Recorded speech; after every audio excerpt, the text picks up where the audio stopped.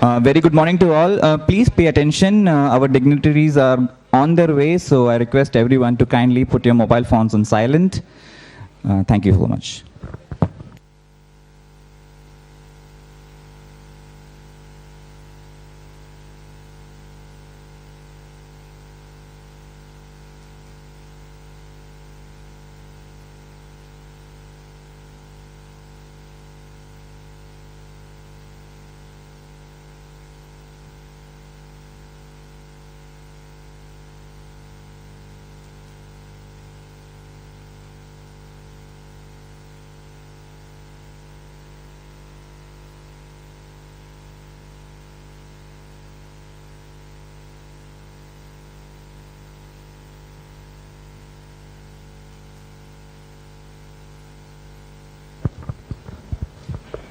A very good morning to all of you.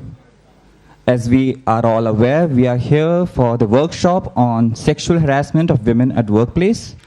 A very important conversation and a very important subject to be educated upon. And to that end, we have the honor of having with us here today the expertise and wisdom of Shri S. Srijit IPS, Additional Director General of Police and Serving Transport Commissioner, as well as Srimati P. Usha, social activist and former director of Kerala Mahila Samakhya Society, who will be joining via video. So, without further ado, I would request Srimati Veni Raj Madam, Additional Commissioner of Income Tax, to deliver the welcome address.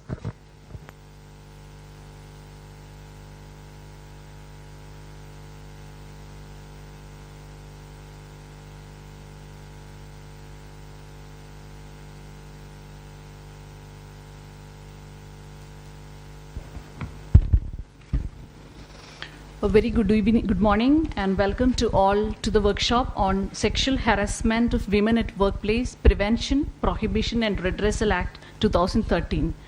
The main mandate of this workshop is to sensitize about the statutory protections available to a woman who faces such a sexual harassment in her workplace. Barring a few lucky or privileged women, I think most of the women at some particular point of time must have experienced that unwelcome touch, gesture or look in most of our lives. And we often ignore it, or often we digest that to avoid that, to get that attention coming to us. But many women have braved that discomfort and come forward, and this very act is a very testimony of such brave fights. So before coming to the welcome address, let me come to the genesis of this very act.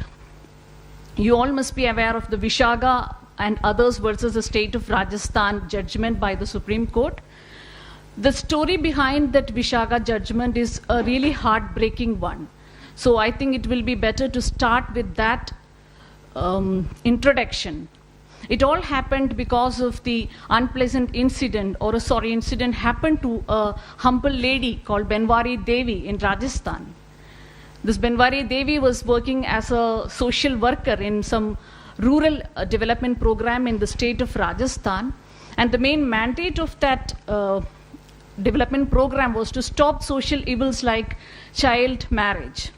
And this Benwari Devi one day on her duty had to stop a child marriage of an infant. She was just few months old, not even 1 year old.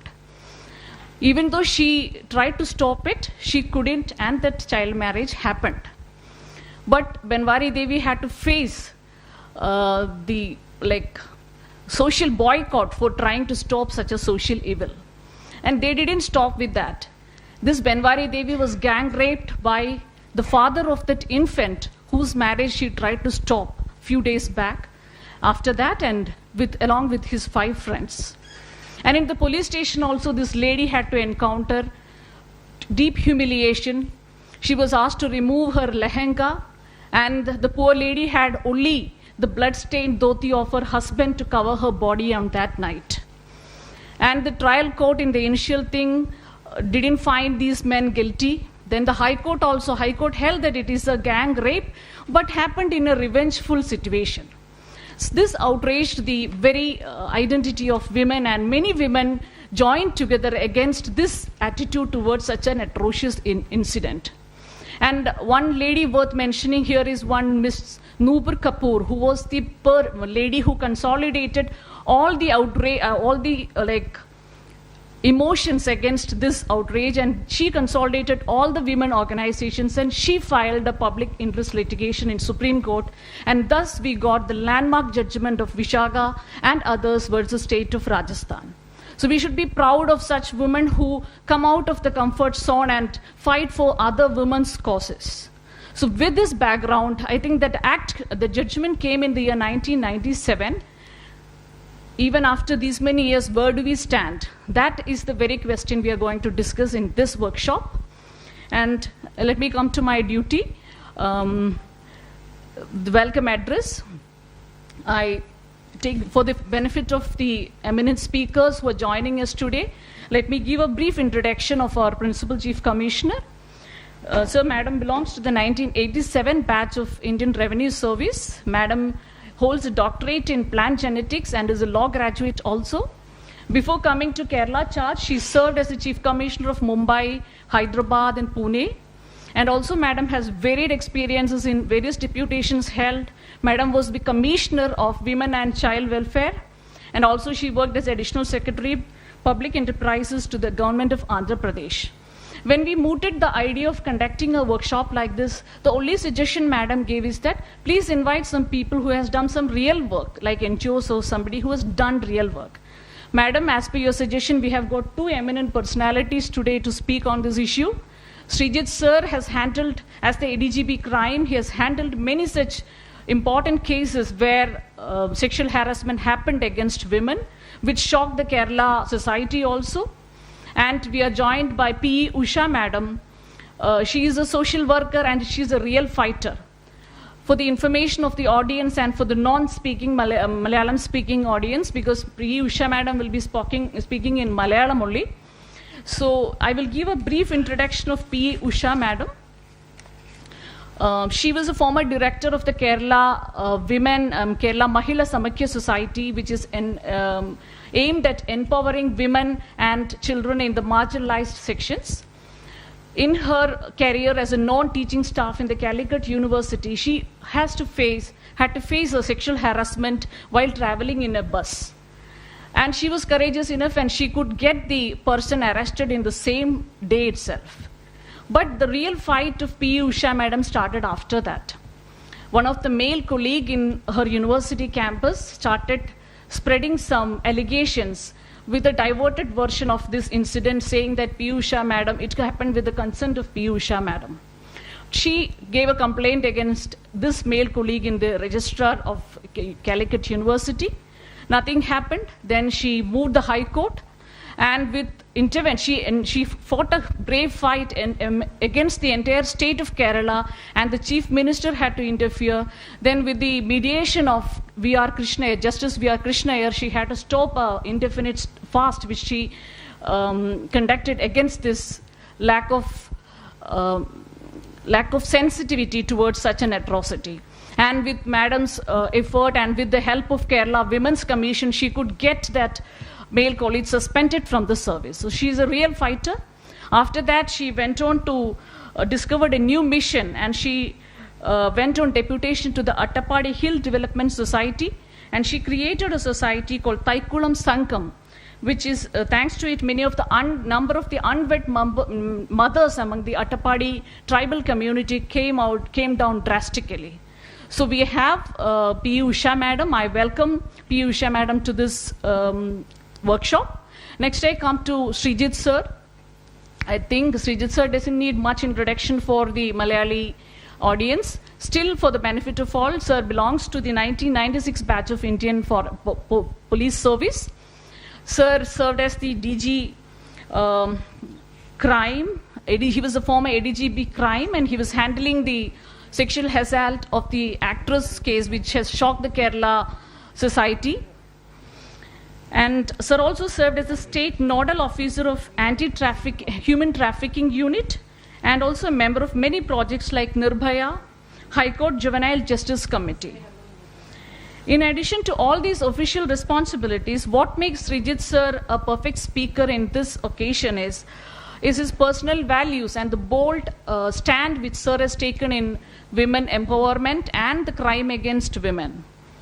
And I have had the privilege of listening to Srijit sir on many occasions, and I was impressed by the stand he has taken in many of the talks, but that impression became an inspiration when I came to know that he himself brings up her daughter in such a emulating manner. So we hope to hear such things from sir. I welcome sir to this workshop, and thank you all, and I welcome all the audience to this function.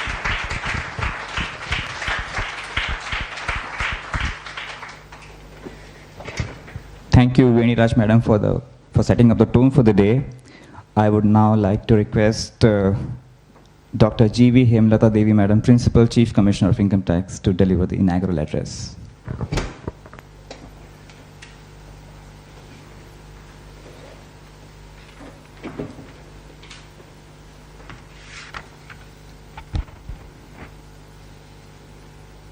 Welcome to Shri S. Srijit, ADGP Transport, and also Madam P. Usha, former Director of Mahila Samakhya Society, and my colleague Rajashekar, and all the fellow participants here. Somehow when Veni has moved this topic, I just traveled back some 20-25 years when I was Director Women and Child Welfare in combined state of Andhra Pradesh. And much more serious incidents of wrong things happening in hostels, girls' hostel, women's orphanage homes and all. We used to come across these things day in and day out. Much more serious nature. What we come across in income tax department are of very mild nature. But then we used to actively deal with the police, and it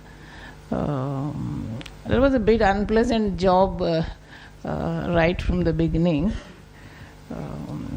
But nevertheless, in earlier days when we joined the department, neither there was a committee to deal with such kind of issues, nor the approach of the society as well as the departments were, they used to think that these are all part of the game, like you should to some extent put up with that.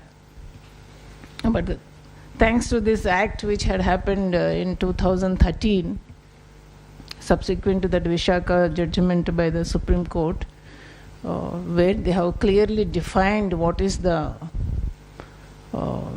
sexual harassment. It practically includes everything. The advances made, the gender-related comments made on any kind of inappropriate behavior. It's a very broad definition. But I only request Arjit to clarify. Sometimes harassment could be by way of positive comments also, that you need to clarify when you address. The definition is very exhaustive, all that you can talk about. Sometimes comments are very positive, like it happened with my steno. My additional CIT had gone to Australia. He has retired long back. I will not take names. But from Australia, he rang up to my phone and called my stenographer, and he is asking, shall I get some gift from Australia? The girl was so young and unmarried, she was feeling so inconvenient.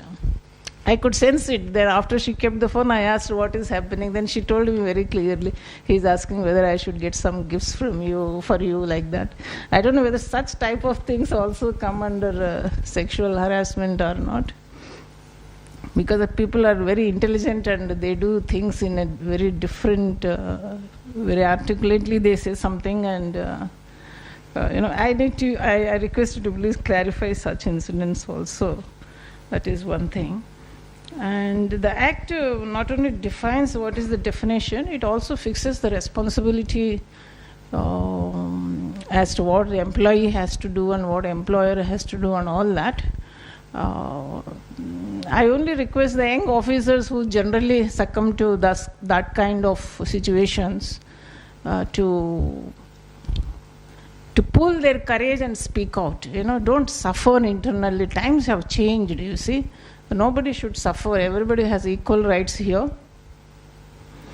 Because if the same thing happens to a 50+ woman, she will revolt back and hit back. She will have that courage which comes along with the age, But people who are 25, 35 age group may not have that courage. But please understand, the system supports. There are inbuilt supporting features within the department. There is a committee headed by Mrs. Jamuna Devi, who is the very senior most officer here. So feel free to discuss and tell the facts to her, okay? Because not everything will come to my knowledge or come to the notice of administration.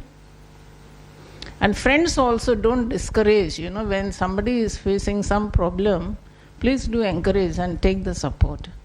And I must also tell you that if I remember correctly, these aspects I dealt with when I was in Pune as PCIT. This complaint has to be made within some time, I think some 3 months or 6 months. Some time limit is there, 3 months, okay? Generally 3 months, but in exceptional cases, if there are some reasons, I think the time can be extended as usual. But don't take years, to give complaint and all the evidence is gone and people are transferred out. Generally what happens, these women employees complain when the officer got transferred out, then they feel safe. It's not that way. In fact, this Act of 2013 clearly says that when a complaint is given, then she should not be posted under the same officer, or she should not be posted under his subordinate or under his friend. Wherever she has threat, she should not be posted. There is a mandate on the administration that again the lady should not be put to any kind of inconvenience. That many people do not know. Many people may think that maybe we will have to still work under him or under his subordinate. It's not like that. Administration is under mandate to not to put further inconvenience, not to create any inconvenience on that account. That is one thing. And at times I also feel that we are all we are all under the transition mode. Even the society is under transition. There is a continuous change. Like if you go back some 30 years back, when we joined the department, I think we were just 2 IRS officers in the entire state from Andhra Pradesh. We had no friends to talk to except men around, that was the situation. But now I think 50% of the IRS officers are ladies only. Am I right, Veni? Good percentage has increased. What I'm trying to say is that generally we were homebound. Ladies were homebound, if you say 30, 40 years back. Now the present generation, everybody is working, every girl is at par with the boy in all respects, in terms of education, in terms of employment and all. And also, the age of attaining the puberty being purely a biological factor, and the then age of getting married is, it's increasing day by day. This will also add to some friction in the society, either with the help of our own education, self-control, or with the help of the law. We all should need to learn how to manage our own affairs. Okay, that is the thing. And I think, Mrs. Srijit, this law is applicable to other women also, not only working women. Yes, ma'am. But only at workplace. That is the constraint. No, workplace is what? Suppose the maid is getting some harassment, yes, that is also included. Yes. Private people are also included. Workplace has been defined. Defined, okay, yeah. So this is applicable to any woman working as a maid in the house or anywhere in the office, not only in the government service. Because we do come across such things for extra departmental people working in the department, that kind of scenario. So anyway, I just request all the men over here, please be very gender sensitive. I'm quite sure in North India the culture is very different. I was just talking to Jamuna. Because the literacy levels of women and economic independence of women in North India is far less compared to South India. Suddenly one North India boy is posted in Kerala and he talks loosely. And obviously it will hurt anybody in Hyderabad or Kochi, because the language we deal with is also different.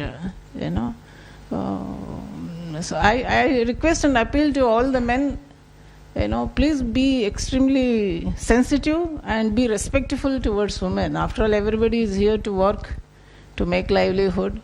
And let's make the environment very friendly and receptive and respectful, so that everybody does their work in a very happy and congenial atmosphere. Okay, thank you. Now I request Mr. Srijit.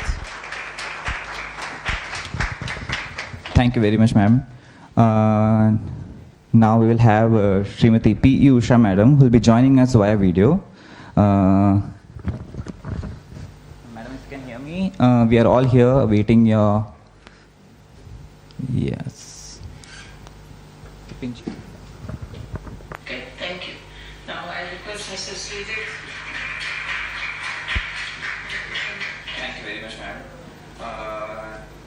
Now we'll have...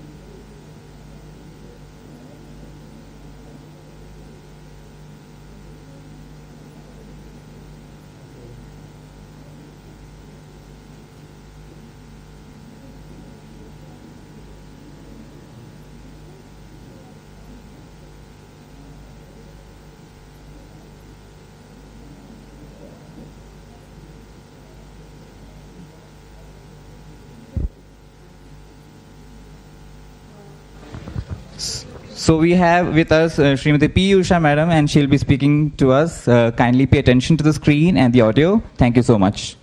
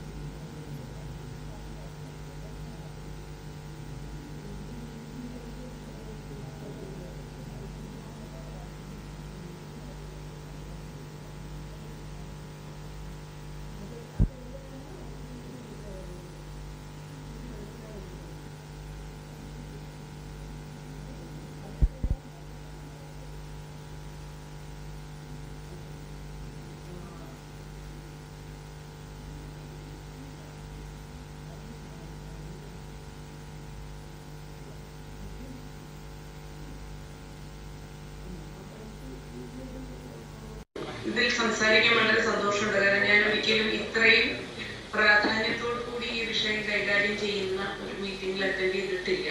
അതായത് ഇങ്ങനത്തെ workshop അല്ലാത്ത ഈ പൊതുവായിട്ടുള്ള ഒരു ഡിപ്പാർട്ട്മെന്റിന്റെയോ അല്ലെങ്കിൽ ഏതെങ്കിലും പ്രത്യേക ഓഫീസുകളുടെ ഒക്കെ മീറ്റിങ്ങുകൾ സാധാരണ ഇതൊരു വെറുതെ ഒരു നടത്തി എന്ന് പറയാൻ വേണ്ടി മാത്രം നടത്തുന്നതാണ്.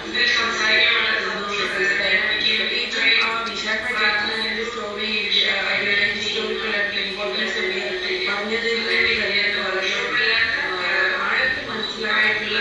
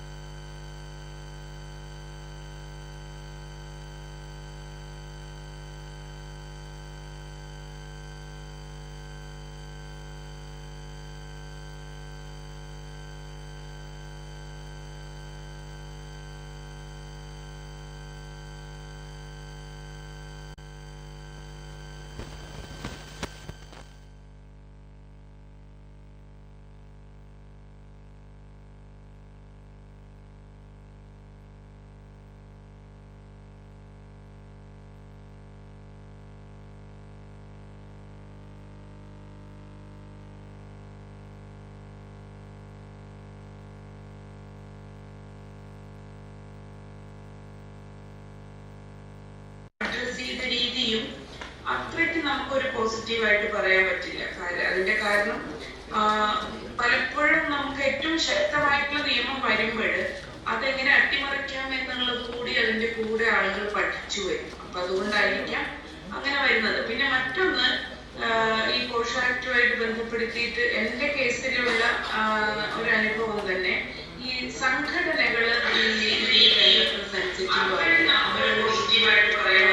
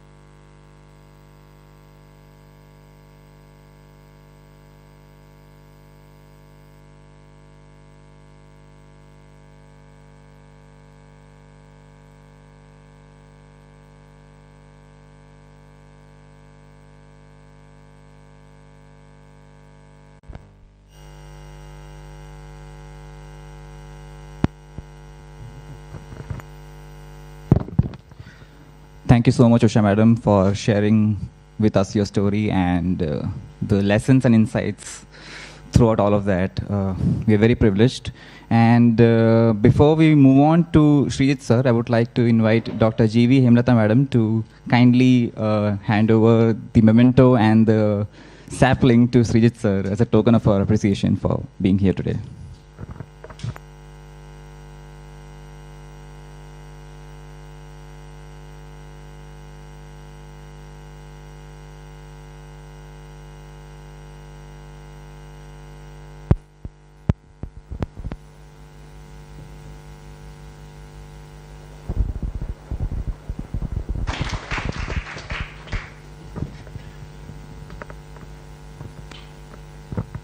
For those who are joining in on WebEx, I would request you to kindly put your questions, if any, on the chat box. We shall be coming to them later on. Now I would like to invite Shri S. Srijit sir, Additional Director General of Police and Transport Commissioner, to kindly speak to us. Thank you. Hemlata ma'am, other dignitaries on and off the dais. I'm extremely privileged to be present here today. And I'm not sure whether I should be speaking in English or in Malayalam, but either which way I think I'll intersperse both the languages. So that, and I would like an interaction if possible. So it shouldn't be a monologue from my side. You're free to interject and contradict and enlighten me if I'm wrong, please. I don't claim to be the know-all of gender sensitivity, but I certainly can tell you that I'm quite frustrated the way things are going on, because I've put in quite a lot of years and work into this. And I happen to be the nodal officer for gender sensitization for the whole of Kerala Police till 26th of April. And I was the nodal officer anti-human trafficking, gender justice, whatnot. And though Veni was kind enough to ask me to come, later did she realize that she was asking a very frustrated individual to come. So now I'll start with what Veni said. Veni, you said something about barring a few women. Could you just show me one of such women? I'm 100% sure there's not a single woman. I've put this question across to at least 1,000 odd audiences. I'm yet to find a woman who's not been sexually harassed at all. If there is one among you, I would be glad to meet that person so I can take her as a messiah of change and, maybe put forth her as an ambassador of gender justice for Kerala and for the whole of the country, of course. But I'm pretty sure that there is not a single woman. You said barring a few women. I was perplexed and flabbergasted to know that there was some woman around over here who was not being sexually harassed. I'm pretty sure that there's no woman at all. Again, I'm throwing open the challenge. If I'm wrong, kindly tell that I'm wrong so that I can correct myself, number one. And number two, ma'am was asking something about whether positive, ma'am, the Act says so, ma'am.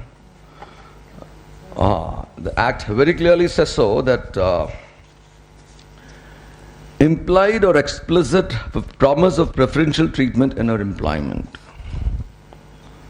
So any kind of preferential treatment which is meted out to a woman, which is not directly due to her in the course of her duties, is construed, should be construed, rather, within inverted commas. It should, within inverted commas again, it should be construed so.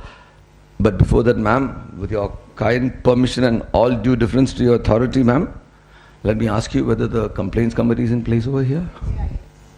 I'm so relieved. I've addressed many an audience in so many offices, and I found out that, it would be a crime to, actually, address such a gathering. It's in place. And who's heading that committee, ma'am? Namaste, ma'am. Jamna, ma'am. Yes, ma'am. So, ma'am, I hope, how frequently do you meet, ma'am? At least once in a year, a complaint comes. Ma'am, with due difference again, I'm telling you, you have to meet every month. You have to meet every month formally, ma'am. And what normally the complaint committees say is that there is no complaint. I'm pretty sure that you also wouldn't be having any complaint. But I'm 100% sure that your women are being harassed day in and day out. Maybe not in office. Again, ma'am, maybe not in office. But this complaints committee is not meant. I hope all of you have gone through the Vishaka judgment. If not, please go through the judgment. The spirit of the Vishaka judgment, I'm sad to say, I shouldn't be quoted anywhere, and I hope I first asked ma'am whether there's any journals over here, and she very, very kindly told me that there's nobody over here. So I'm opening my mouth, I'm opening my heart out to you. And I want you people also to open your hearts to me. And I don't want to be known as an ADGP who was in service tomorrow morning. So,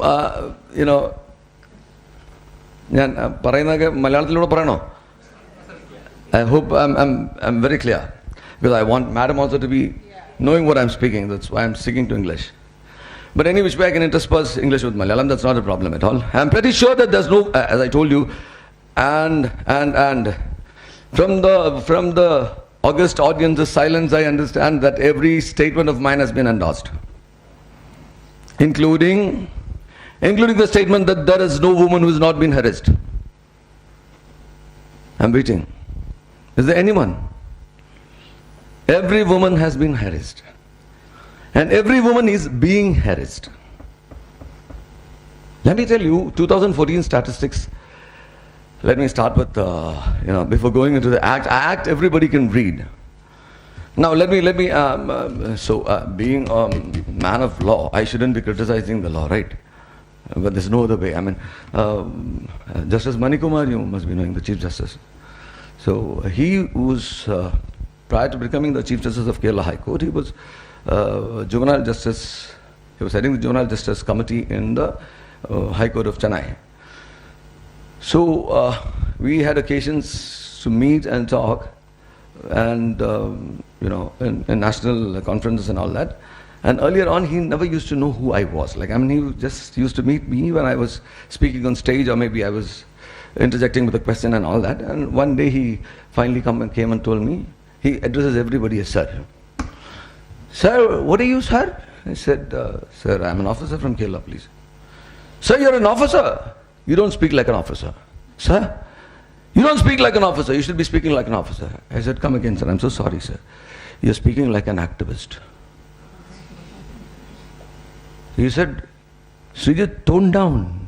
You have to tone down. I said, I'll try, sir. Why did I tell him that I'll try? Because the kind of frustration that builds in, despite being in the service, despite being in the position of authority, despite being in the position where you can actually make change, I'll tell you what this frustration is all about. And I don't know whether the time limit which has been given to me, I can confine myself to the time limit, but I'll try my best.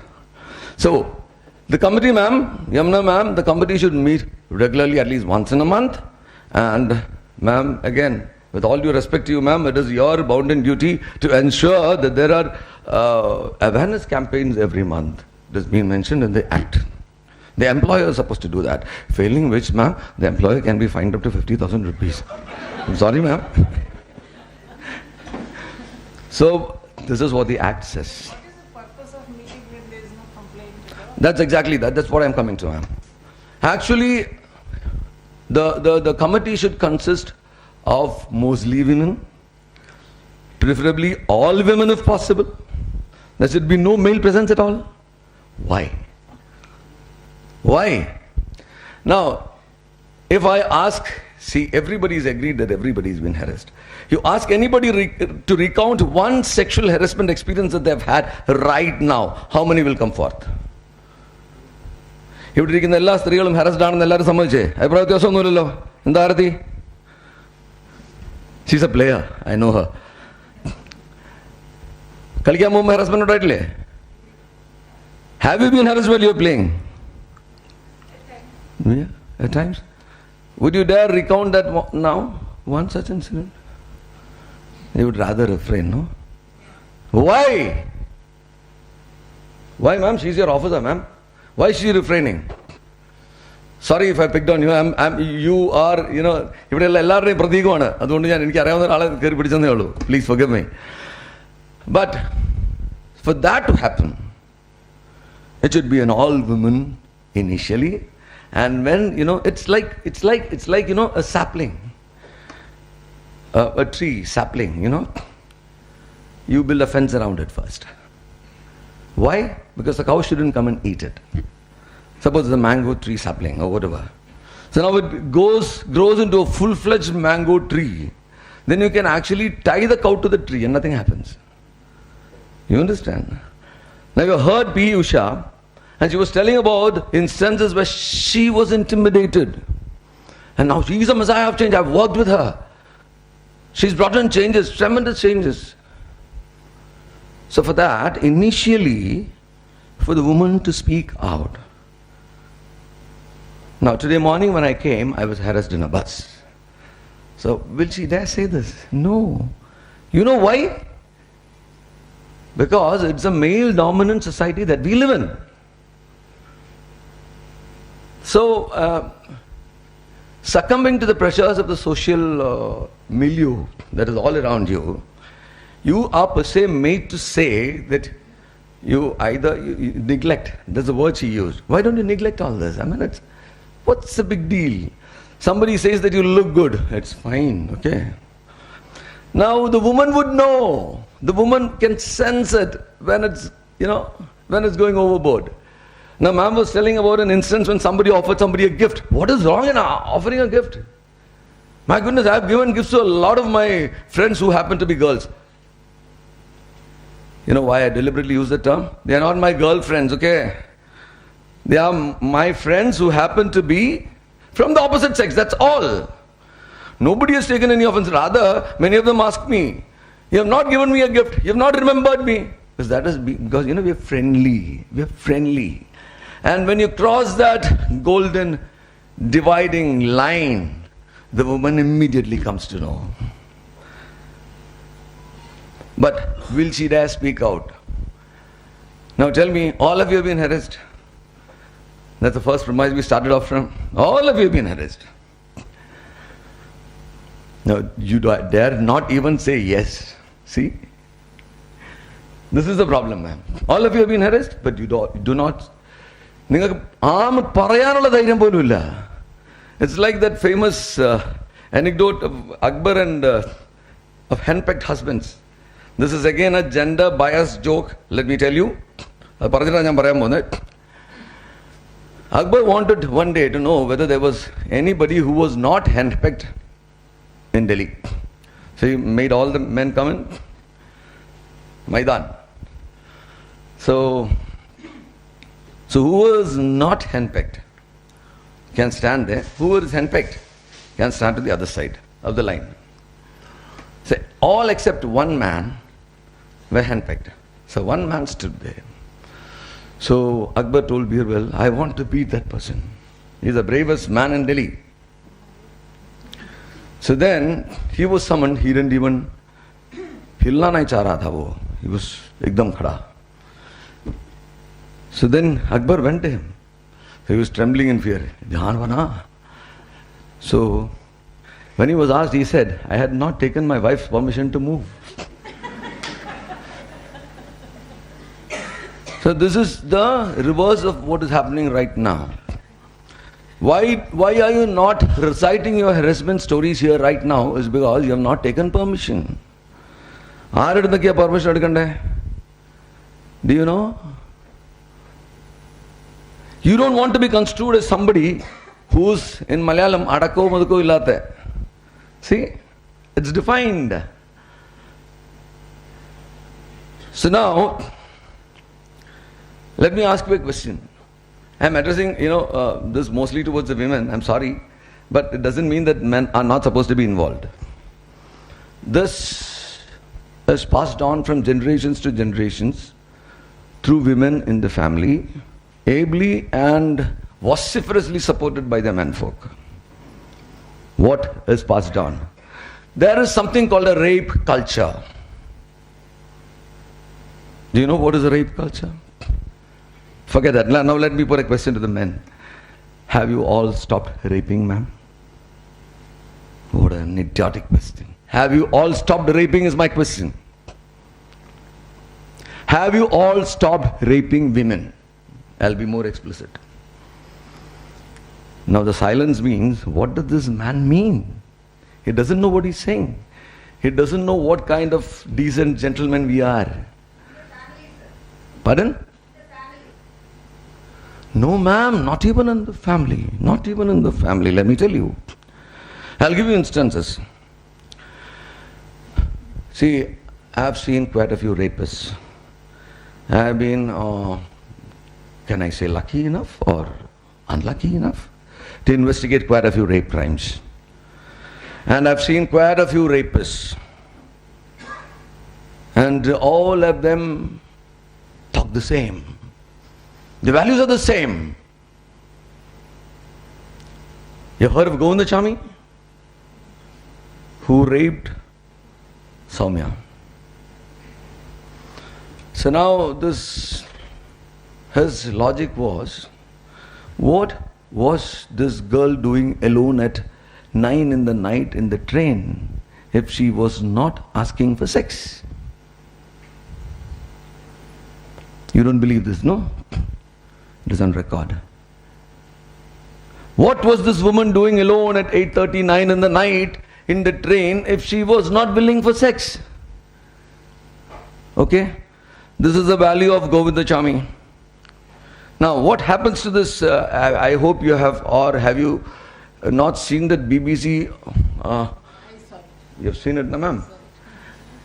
वहाँ भी यही कह रहे थे that Delhi woman who was raped and killed, तो उसको दे सकते हो तो हमें क्यों नहीं दे रहे हैं?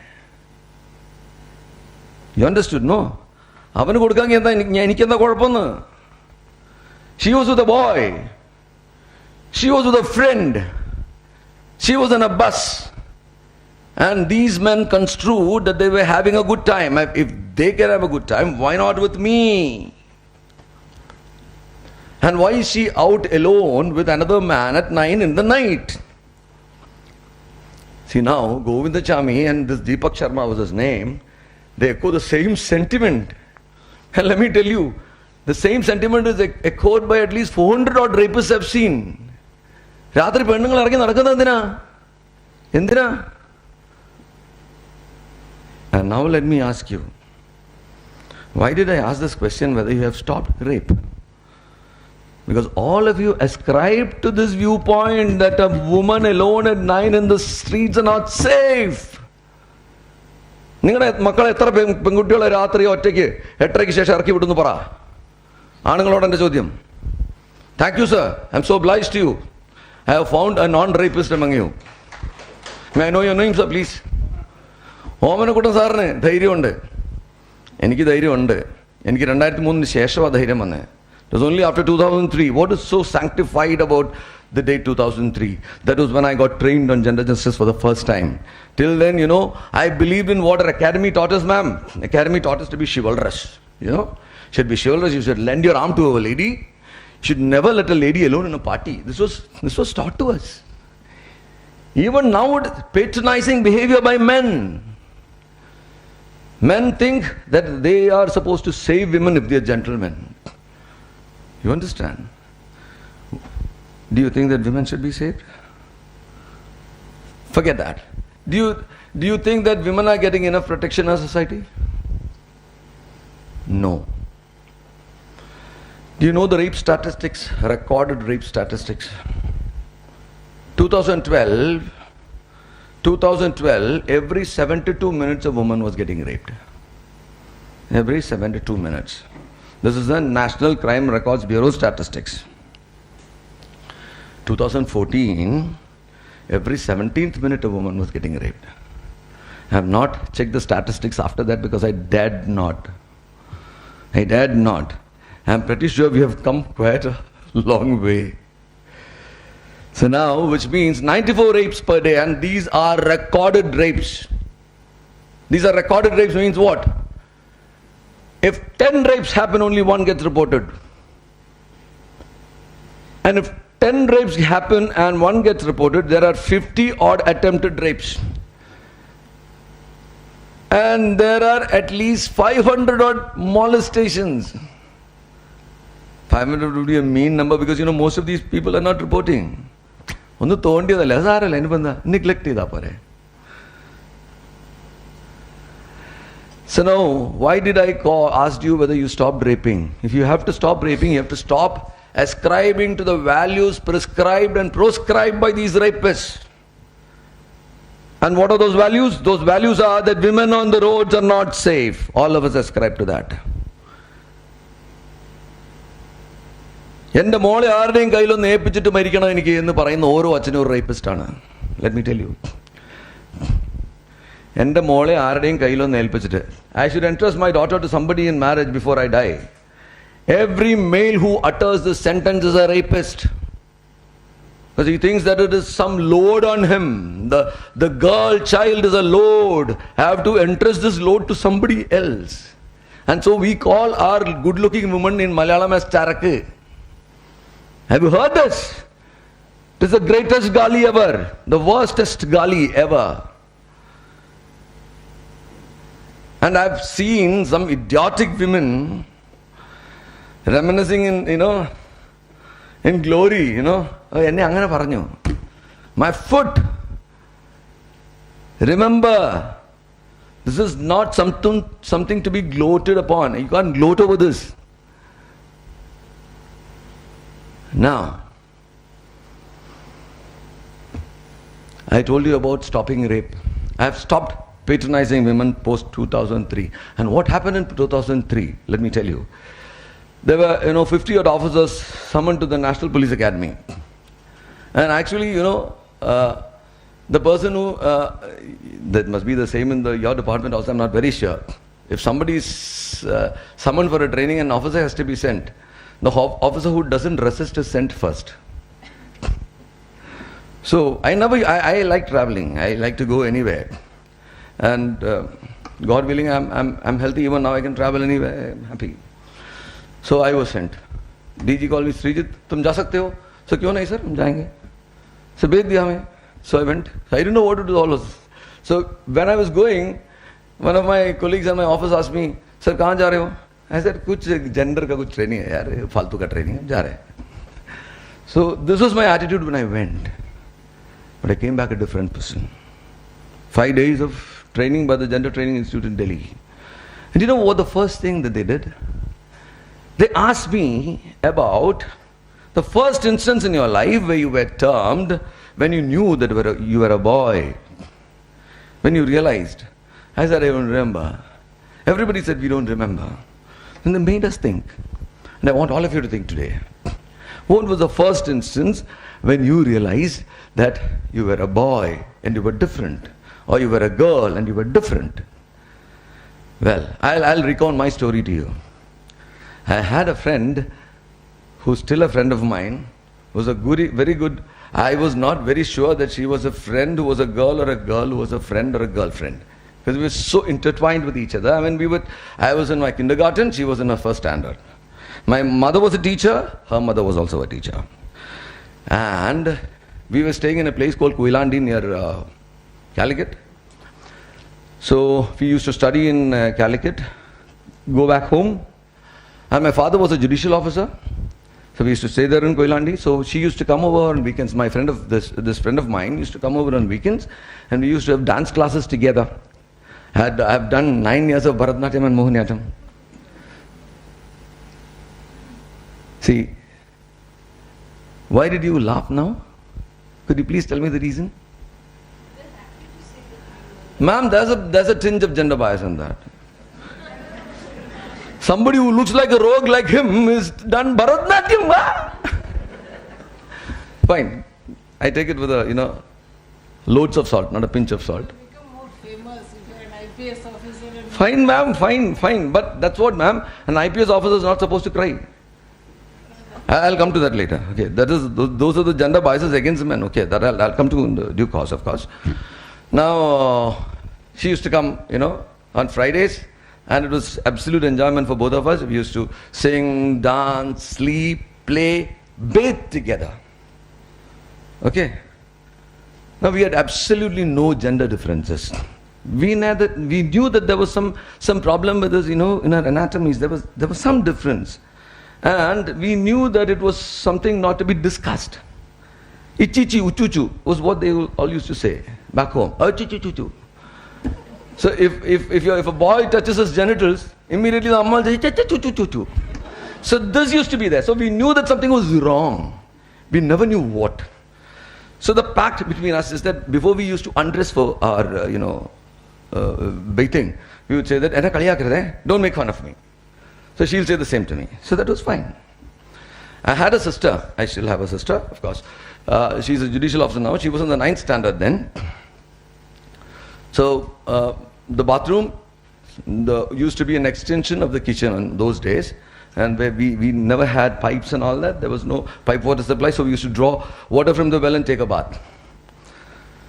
So this kitchen, my amma would be making something, because everybody is there. The weekend is, So amma was making unniyappam in the kitchen. Every weekend we used to all bath together. My sister used to bath separate, but both of us used to bathe together. It was fun.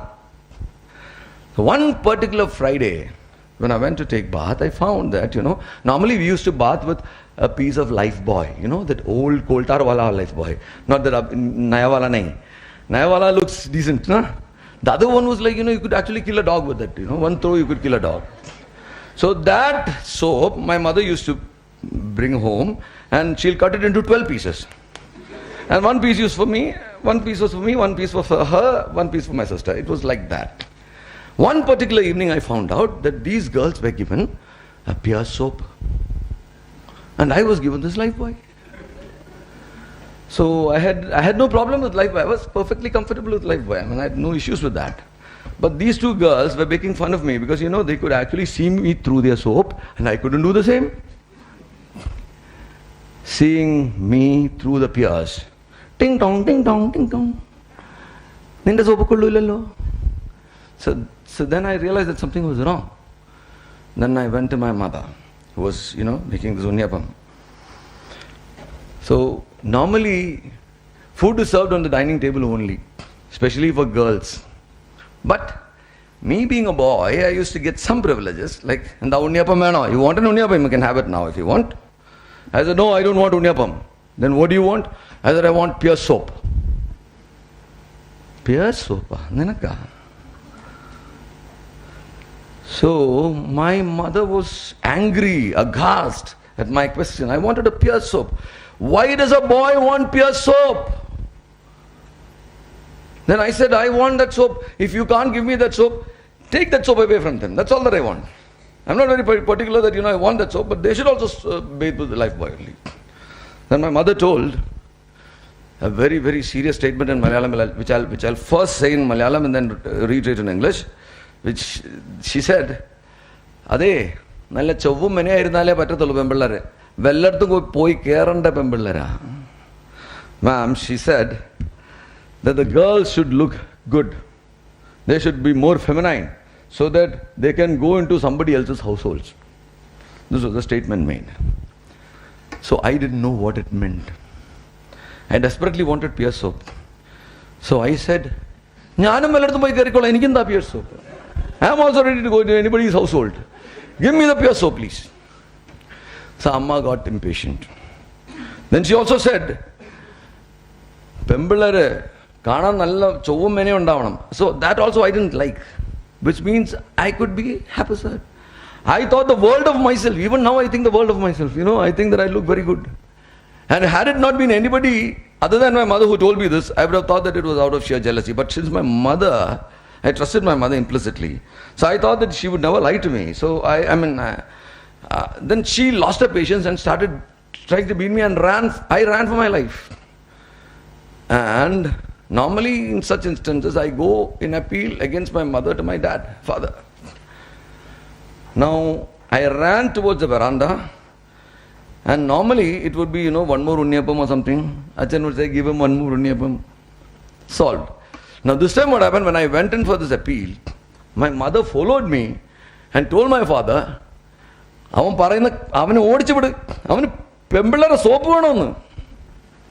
ultimate insult, adding insult to injury. And my father, even without hearing the appeal, he dismissed it. He was supposed to be a judicial officer. Everything about that was unjudicial, He said, so I didn't know what to do. It was almost dusk. I wanted to commit suicide. I didn't dare. I wanted to run away from home. Looked at the darkness and decided it was not the fit scheme of things to do that right now. But one thing I decided, I won't take bath today. Because I couldn't go back to the bathroom. The girls were standing there. So I didn't take bath.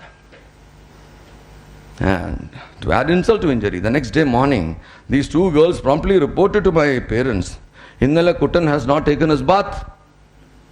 And then what happened? My parents disrobed me in front of these two women, made me bath with the same life boy. And then I knew that we were not equals. Penda manasile linga samatvathinte ലിംഗപരമായ അസമത്വത്തിന്റെ gender ഡിസ്ക്രിമിനേഷന്റെ ബീജാവാപം നടത്തിയത് എൻ്റെ അമ്മയാ. Started there. My mother sowed the seeds. And it started with a life boy. It would have been really life threatening had I had some more courage. Now looking back I can laugh. But at that particular point in time in your life it is so important. You all would have had some instances of this sort, I tell you. Mostly with women it happens at puberty when you have your first periods. Your mother would tell you how not to behave. You know? What all you shouldn't do. Now, the gender sensitization and the gender sensitivity initiatives in our country. So sad to say, I think it might not be very different in other countries too, but it starts with women and ends with women. Women have been always taught how not to get raped, how not to get molested, how not to evoke or evince the interest in the eyes of the male, the aggressive male, while never ever telling the male why not to rape. No school tells boys why you shouldn't rape, why you shouldn't molest, because it is understood that men will not molest and rape. But let me tell you, there are 94 rapes per day. In 2014, it is mounted now. Who does all these rapes? It is by men only, because now the greatest legal gender bias, you know what? Do you know that a man cannot be raped in India? Suppose a man is raped by 4 women. Is there an offense? Please, ma'am, you're free. There is no offense. Ma'am, there is the rape definition, 375. Please go through that. It says that you have to be a woman. So what happens to us poor men? Jokes apart, men have been killed by women. Raped and killed by women. I can't use the word rape because, legally it is not tenable. Forget men. Can transgenders be raped? No. You have to be a woman under the section. Now let me tell you, gender bias is not always against women only. A lot of gender bias happens against men too. I agree. I was asked not to cry when my mother died. I was asked not to cry when my mother died because I was the sole male in the family. Males are not supposed to cry. My mother was in the ICU. She walked to the hospital and she died in less than 24 hours. She had a punctured lungs because of a pneumonia. Nobody knew. And my dad was so resentful. I was feeling guilty because, had we known, we could have, we didn't know. And my sister, who was given capital punishment to at least 3 or 4 people, she was howling and she had a low BP. And, doctors took her to the ICU. That was fine. She's a lady, no? The elder sister of mine, she was again crying out aloud. And the doctor comes and holds my hand and tells me, sir, you are the man of the house. Please don't cry. So you want me to die? See, crying is a process of catharsis where you can actually vent out your feelings and you can actually feel better. Men have been deprived of this right, let me tell you. And there are 2 roles defined for men and women in our society. One is the girls should be nurturers, they should look after the family. They should look after the children. They should look after the kitchen. They should cook. They should wash vessels, utensils, everything. And what should the men do? Men should be providers. They should go out, work, earn, come back home. This is a long lost ideal, let me tell you. Let me tell you personally, I would be very, very happy had my wife been an IPS officer and I could have sat at home. I would have cooked, I would have swept the floors, I would have looked after the children, I would have done everything possible and pursued my hobbies better. I've got a lot of hobbies that I want to pursue. I want to sing, I want to dance, I want to, play chess, I want to play badminton. You know why Aarti is playing better than me? Aarti is playing better than me because I'm not allowed to practice proper. I'll have to defeat her. I can say this anytime, no? I've been telling that to we have got a common coach also. So I'm happy doing that. I don't know how many men would be happy doing that. That is a blot on your male ego. And we don't treat women as equal professionals. Have you heard of a woman called Vinaya in our department? There's a woman called, she's an SI now, ma'am. She is all but a police woman in many respects, because she's a very, very staunch women's radical feminist activist. I'll come to what radical feminism and the difference about radical. There is 4 schools of feminism that I'll tell you in detail. So I'll tell you just an instance about what happened to Vinaya. There's something called Artikal Pangala in Trivandrum. You might have all heard about it. When Artikal Pangala takes place, it is the Pangala which is celebrated mostly by women. No man is normally doing the cooking business. So we bring all the women police officers from all over the state for the bandobast there. So Vinaya also comes in. Normally what happens when women come in to a particular locale to work is that they don't mix with men when they work, or at least when they rest. If there's a dormitory, it's for men, and there's another dormitory for women. I've always been perplexed by this question as to why can't people who have been trained alike stay in the same place? But Vinaya was different. Vanchur police station, there's a huge dormitory for men. There's a particular hall where 10 men sleep. The 11th one is Vinaya. She brings her diary and sleeps there. All the other normal women who come there, they either ask for a separate dormitory or they go cluster themselves together in some lady constable's house somewhere. They don't stay with the men. So Vinaya was totally different. She just came. She, took her diary, sported a house coat, the normal nightie that we call it over here, and just started sleeping next to the 10 men lying down there. And what happens next? Vinaya goes to sleep. 10 men lose their sleep. For 2 counts. One, a woman, when she sleeps, her dress would have gone helter-skelter. Now they are worried whether to look or not to look. And next, their male ego is hurt. Why is this woman different? She should be going and staying with the other women, right? Why is she coming and clustering along with us men? So they keep it to themselves. For the night, they spent a sleepless night in the police station. And next day morning, everybody is given a water tank, to bathe and, although there's a toilet and the bathrooms are separate, but this washing is done together in a water tank. So what is the normal attire for men when they actually wash? Maybe a lungi at best. Here it's bare, the thighs are bare below. Vinaya was slightly better. What did she do? She sported a nightie, folded it up. Means down from her thighs it was bare, here it was all clad. Would the men be able to stand this? Madaki kuthi nikkunna hangari. Yangada mumpile.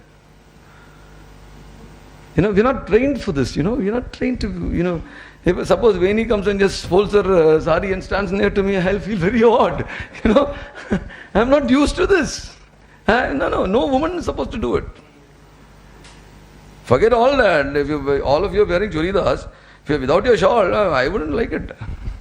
I wouldn't approve. So what did they do? The men folk in the police station, they went and complained to the SHO who was an SI, a male, said that. And I'll have to first say that in Malayalam, ma'am, for your, with your permission. Sare, ആ പെണ്ണിനോട് അടക്കമൊതുക്കായിട്ടൊക്കെ നടക്കാൻ പറയണേ സാറേ. കൈയും കാലമൊക്കെ കാണിച്ചു നടന്നത് പിന്നെ ഞങ്ങൾ എന്തെങ്കിലും ചെയ്തു വിട്ടു ഞങ്ങളുടെ മേത്തോട്ട് പരാതിയായിട്ട് വരരുത്. What did they say, ma'am? They said, ask that woman to clad herself properly, lest we might do something, and if something happens, please don't blame us. So the SI Purusha Kesariyanallo. He was also a lion in himself. He thought that, women should behave. So he summoned her. Vinay, you on there?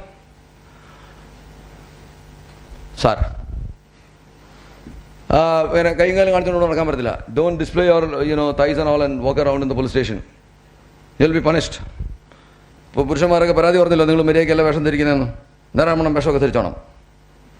She said, yes, sir. Fine. Next day, she goes with a complaint. Next morning, she goes with a complaint, a representation to the SI, and asks them to sign it as received on the copy. The SI reads it and starts making weird sounds. You know what weird sounds he makes? See, this is the sound which normally policemen make when they are at a loss for words. If you accost a policeman who stops you in the road and he tells you something atrocious, and you ask him, sir, what is the law? Why are you telling me? See, this is the sound he makes. It is not even a voice. It is a sound he makes because he's at a loss for words. So the SI made a similar sound. So then she said, with all humility and respect and civility, she said, sir, please acknowledge. The SI knew that she was getting an acknowledgement to run to the High Court. Because she had filed around 26 odd cases against the establishment in the High Court. So the SI was worried. Could anybody guess what was in the complaint? Anybody? The men were acting indecent? No. She said the men were not clad properly and she should be forgiven if she makes an attempt at them. Anything wrong? Anything wrong? She said the men are displaying their thighs, they are displaying their upper bodies and all that, and I am getting aroused. This is what the SI told them the day before, right? The men might be aroused, and if they do something, I cannot be held responsible, so be clad properly. So the men were not clad properly, and if I do something, no action should be taken against me. Is there anything wrong legally? The Constitution says that men and women should be treated equal. Men and women, not even treated equal, men and women are equal. Even our Constitution has forgotten about transgenders, that's a different issue altogether, but at least men and women are equals. They've been trained equally in police. The training given to a woman police officer is no different from that given to a male. So then how can only a male be aroused and not a female? So you know what? SI knew that he was in trouble. So immediately he drafted a notice. And stuck it up on the notice board, in which it said, എല്ലാ police ഉദ്യോഗസ്ഥരും മാന്യമായ വേഷവിധാനം ചെയ്യേണ്ടതും ശരീരഭാഗങ്ങൾ ശരിയായ മറച്ച രീതിയിൽ അവരവരുടെ പ്രവൃത്തികളിൽ വ്യാപൃതരാകേണ്ടതുമാകുന്നു. അല്ലാത്ത പക്ഷം കഠിനമായ അച്ചടക്ക നടപടിക്ക് വിധേയരാകേണ്ടി വരും. He put up a notice saying that all personnel, police personnel, should be clad properly, should cover their bodies in the righteous and proper manner, failing which I will initiate disciplinary action against them. So this is what is required. This is what is required. അടക്കം ഒതുക്കവും വേണോ പെണ്ണുങ്ങൾക്ക്? എന്താ നിങ്ങളുടെയൊക്കെ അഭിപ്രായം? വേണോ? വേണോ? വേണോ? ഉറപ്പാണോ? ശരി. ആണുങ്ങൾക്ക് വേണോ? വേണോ? വേണോ? ഇത് രണ്ടും ഒന്ന് തന്നെയാണോ അത് രണ്ടായിരിക്കണോ? What I was asking, ma'am, I was asking them whether there should be a code of conduct for women. They said yes. Then I asked them whether there should be a code of conduct for men. Then they said yes. Now I'm asking you another question, whether it should be the same or it should be different. Have you seen that movie PK? Suppose that I am an alien. I am an alien. That role was done by Amir Khan, right? So I am Amir Khan standing before you. Alien. So alien is hunting for God in that movie. So suppose somebody tells me that you learn Adakam Udukam as it is practiced in Kerala by women, and I'll personify as God before you. And now I coming to you ladies, I'm beseeching you to tell me and teach me what Adakam Udukam is all about. Can you teach me? What are the norms of Adakam Udukam which is practiced by all of you now? What is the expected terms of behavior from women in Kerala? At least in Kerala. We'll talk about Kerala and then we'll talk about India later. Let's talk about Kerala first. What are the norms, you tell me? Can you delineate the norms? അറിഞ്ഞൂടെ എന്താണ് നിങ്ങൾ ഇത്രയും കാലം ഇന്ന് ഇപ്പോൾ practice ചെയ്തുകൊണ്ടിരിക്കുന്ന അടക്കം ഒതുക്കുക എന്താണെന്ന് നിങ്ങൾക്ക് അറിയാമോ? I'll give you the norms straight away. Straight away. You will not laugh out loud in public, number one. Will you? Yes, that goes without saying. You're not supposed to step out. You're not supposed to step out without being chaperoned. You cannot go out alone, of course. That space is reserved for men. Can you drink in public? Can you drink in public, please? I'll come to the men later. Can you drink in public, ma'am? Will you drink in public?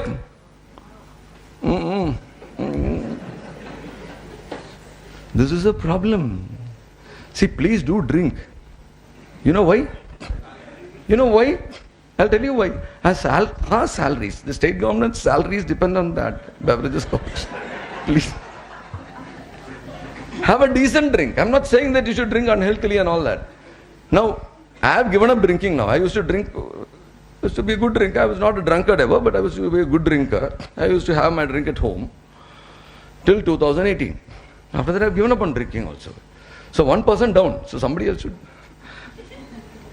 So, if a man can drink, why not a woman? Now, how do you people sit? Just take a look around. Most of you would be sitting, I'm not looking at you at all. Most of the women would be sitting with folded hands, with their shawls properly in place, and their knees together. Am I right? Just check yourself and see. Ma'am, that is... Your knees would be together. Just look at the males now. Just look at the males. Their knees are apart. Now, anybody sitting with a girl in Kerala sitting with their knees like that is construed as what?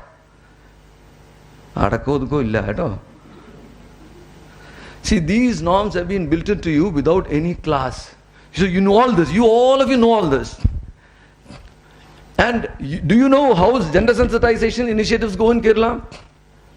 I'll give you an example. Now, all of you know me now personally. So suppose, this is all a hypothetical story, it never happens, okay? This is just a hypothetical story. I'm putting myself in that place because nobody else feels offended. Now, tomorrow evening, Aarti knows me, Veni knows me, and Om Nukutansa knows me. So all of you are coming. Tomorrow, I'm staying in Ambalamuka in Trivandrum. So, evening at 7:30. Aarti accosts me at Ambalamuka. I'm stone drunk. I again told you it's a hypothetical story. It will never happen, okay? I'm standing there drunk. So Aarti says, "Sir, how are you?" I ask you, "Who are you?" And she says, "Sir, I'm Aarti, sir. Income tax." "Oh, Aarti, income tax." And then without uttering another word, I just slap Aarti, okay? So Aarti asks me, "Sir, why did you slap me?" I don't reply. I slap her again. Aarti doesn't reply. She just walks off. Next day, Veni comes. The same thing happens to you. Again at 7:30. Next day, Om Nukutansa comes. Same thing happens to him. It happens to 5 people in this audience. Now, again, this meeting is convened over here to discuss the atrocities by Srijit, ADGP IPS. So what are the resolutions written down? Is the way we go about gender sensitization. The first resolution would be, nobody should venture out after 7 o'clock at Ambalamuk area. Number 1, first resolution. Number 2, if at all you do venture out, you should never go alone. So take some people with you. Number 3rd resolution would be, if you meet Srijit IPS on the road, should move away from him. Don't go and ask him anything. And the final resolution would be, it is in our best interest, all of your best interest, that we don't go to Trivandrum at all. This is the way gender sensitization is being propitiated in our state, in our country. We tell the women how not to get molested, how not to get raped, how not to arouse the male. And this has been built into the women's psyche, so that they are always timid, you know. We have never asked, let me ask you men folk, has ever anybody asked you why you are raping? Nobody will ask you. Because we all consider ourselves to be decent gentlemen, you know. Patronizing, decent gentlemen, chivalrous, who looks after their women, you know.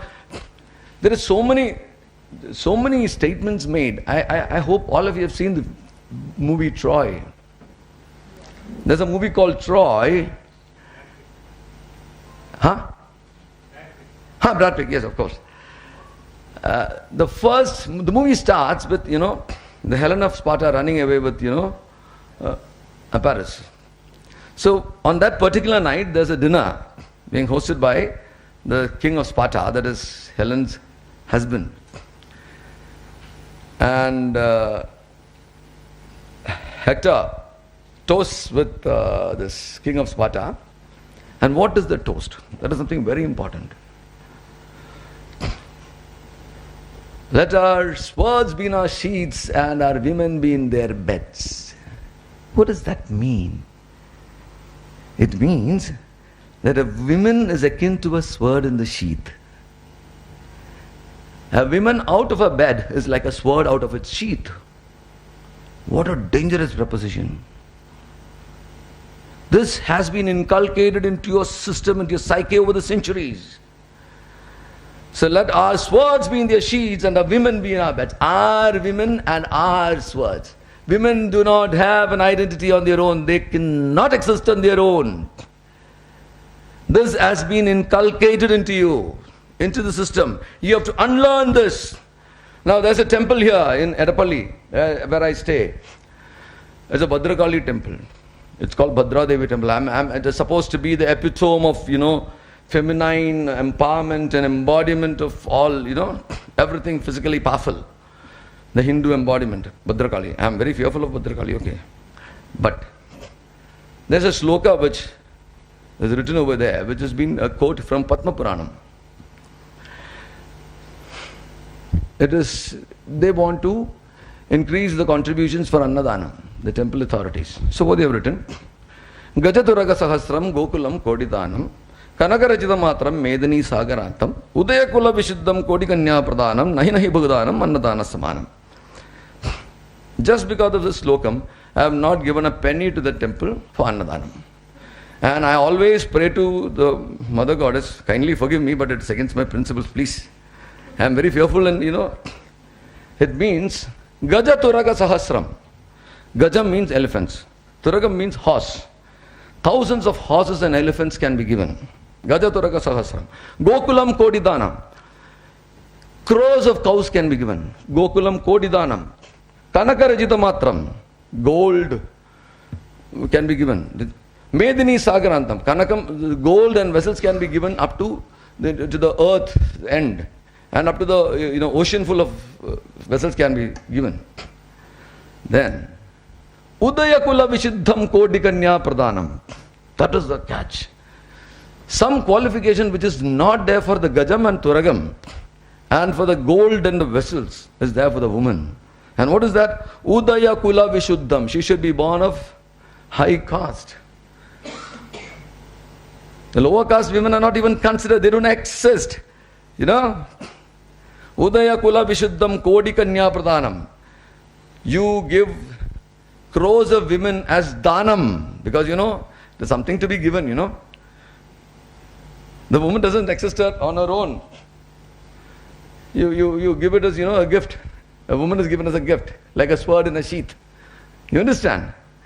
Udaya kula vishuddham kodi kanya pradhanam. Nahi nahi bahudhanam. Even if you give all this, it doesn't equal Annadhanam. So kindly donate for Annadhanam. This is what they are saying.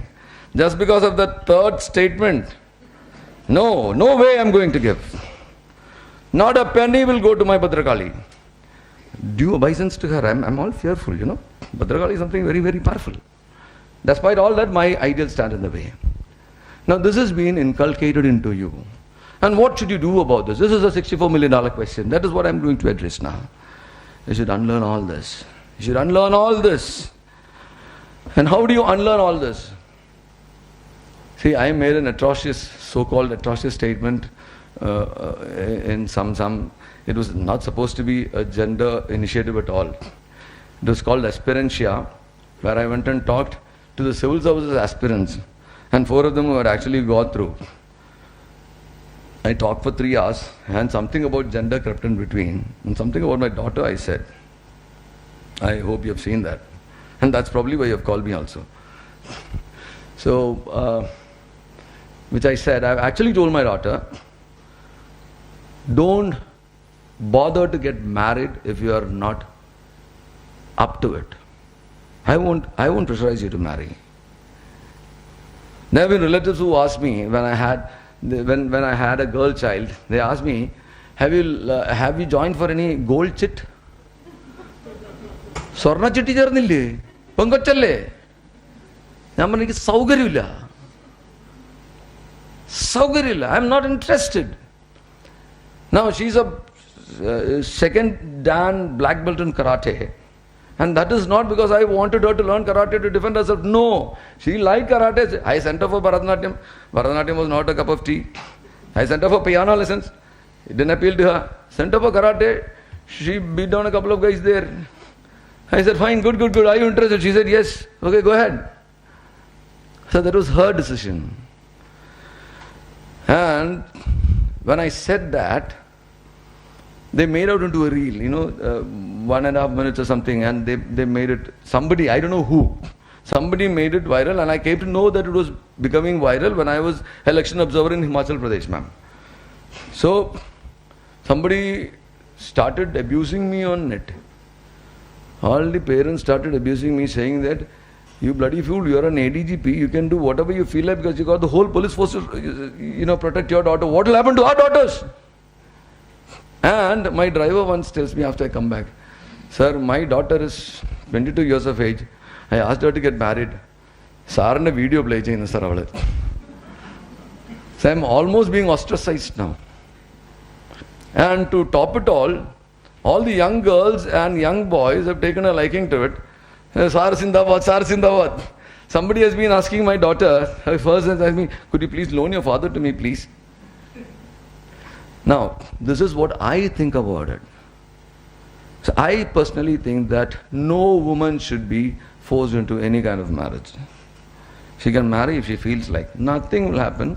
It is much better than getting divorced after. And please don't hide anything. See, actually, one of my friends was floating a wedding ad for his daughter. And his daughter is an IT professional, he's a legal professional also, who's working in Mumbai. She used to have an occasional drink, she has her parties, she has fun. She's well within her limits. When I go there, she comes to see me. I always tell her, if you drink, keep to yourself. Don't make a mess out of your drinking. He said, no uncle, I'm fine. I said, fine, okay, good. Should be responsible. I'm not saying that you shouldn't drink or should drink, that's your choice. Now, when he makes up his wedding ad, this girl writes that, about the habits of drinking. She wrote occasionally. All tumult broke out in the house, and I'm called to intervene. And then I told my friend, please don't call me to intervene, because I will only stand by the girl. What she's telling is the truth. She has an occasional drink. Then she was asking, if you write occasional drink, who will come to marry her? I said, why do you want some bloody fool who thinks that she's not going to drink, who comes later to know that she actually drinks, and then has a fight? So, putting the best foot forward is not what you want in a relationship. You should actually put your worst foot forward. Actually, I would say that before having a proposal, if those of you have not married, if you want to get married, you should actually tell them all sorts of idiotic things about yourself. So that if he likes you despite that, then you can get married. So, all these things that you have already learned about gender bias, you should unlearn. You should have a code of conduct which is not defined by your gender. It should be defined by the civility that you should probably practice, the legal, acumen that you probably have, the code of conduct which is actually supposed to be of a worthwhile citizen and not a good woman or a good man. So this is what this act is supposed to, and let me tell you, with all due, this is something is always better than nothing. But let me tell you, all the offences mentioned herein are not cognizable. You have to first go to the court, get the court admonishment, and then get an investigation done. See, even if you directly go to the police station, the attitude of the police personnel wouldn't be all that favorable because they also come from the same background. And the women also keep saying in the police force that it is not proper. I mean, we've got women's cells in all the districts. I still find that there is a lot of sensitivity which has to be brought in. In 2016, I gave in writing to the government saying that there should be a paradigm shift in gender sensitization. We should not, gender sensitization, money was always being spent on educating women. Now 2016, we have started educating men. And last year, we had a night walk for women. I don't know whether you have noticed it. I was for it and against it, for different reasons. Barasa was the DG then. So I was in charge of this, the whole exercise in consonance with the Gender Justice Department and the Social Justice Department. So this Shailaja teacher ma'am was the mantri then. She was all for it. So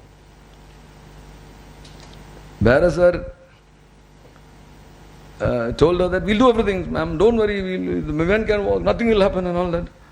उसके बाद मुझे बुलाया, she was asking me, Srijit, कुछ उल्टा सीधा होगा क्या? said, sir, होने दो सर, देख लेंगे. नहीं यार, तुम ऐसे करो, हम से 20 पे कुछ पुलिसमैन को डालते हैं पीछे. So we are not confident. We are not confident. How many of you are confident? And why is there an extra stigma to a rape and a molestation? Why? See, I have been beaten up at least 100 times in the police and even before the police. Nobody has added any stigma to it, Actually, it is something very valorous, I was thrown a bomb at when I was an ASP. And the policemen were very sad, those who were there with me, that only because I was way ahead in the front, I was running ahead. So the bomb which was thrown, I flew off and they were all fine. So that was considered something valorous, he was brave. Now why is not a woman who suffers a rape called brave? You should think. A woman who suffered rape, like another man who suffers violence at any form, why is she not considered as brave? She is considered as somebody who's a victim and somebody who's to be looked down upon, somebody who's to be helped. See, it is, if beating me up is violence, throwing a bomb at me is violence, so also rape is a violence. There should be no additional stigma to it. You know why I'm telling you all this? You are not talking about it because of the stigma involved, because of the social stigma involved. If you start speaking about every molestation that you have, every harassment that you have had, that would be the starting point, the beginning of the end. So I won't drag it any further. I think I'll throw the house open for questions. I think I've made myself very clear. Rather than the enactment and all that, what is wanted, what is the need of the hour is a change in attitude. Men and women should be equals, and the code of conduct prescribed should be legal, civil and gender neutral. It shouldn't be based on genders. നേരത്തെ നിങ്ങളോട് ചോദിച്ചപ്പോൾ പറഞ്ഞു അടക്കമൊതുക്കം വേണമെന്ന് പറഞ്ഞു. ഒരു ചോദ്യത്തിന് ആരും മറുപടി പറഞ്ഞില്ല. രണ്ടുപേർക്ക് ഒരേ അടക്കമൊതുക്കമാണ് വേണ്ടത്, രണ്ട് തരത്തിലുള്ള അടക്കമൊതുക്കമാണ് വേണ്ടത്. What is your take on this? Whether the code of conduct should be the same for men and women. ഒരേ തന്നെയാണ് വേണ്ടതെന്ന് വെച്ചിട്ട് പിന്നെ എന്താ നിങ്ങളത് പറയാത്തേ? Why are you silent? ആണുങ്ങൾക്ക് അഭിപ്രായ വ്യത്യാസം ഇല്ലെന്ന് ഞാൻ വിചാരിക്കുന്നു. അറ്റ്ലീസ്റ്റ് പൊതുവേദിയിലെങ്കിൽ അഭിപ്രായ വ്യത്യാസം പ്രകടിപ്പിക്കാൻ ബുദ്ധിമുട്ട് കാണും. Even if you think otherwise. But let me tell you something that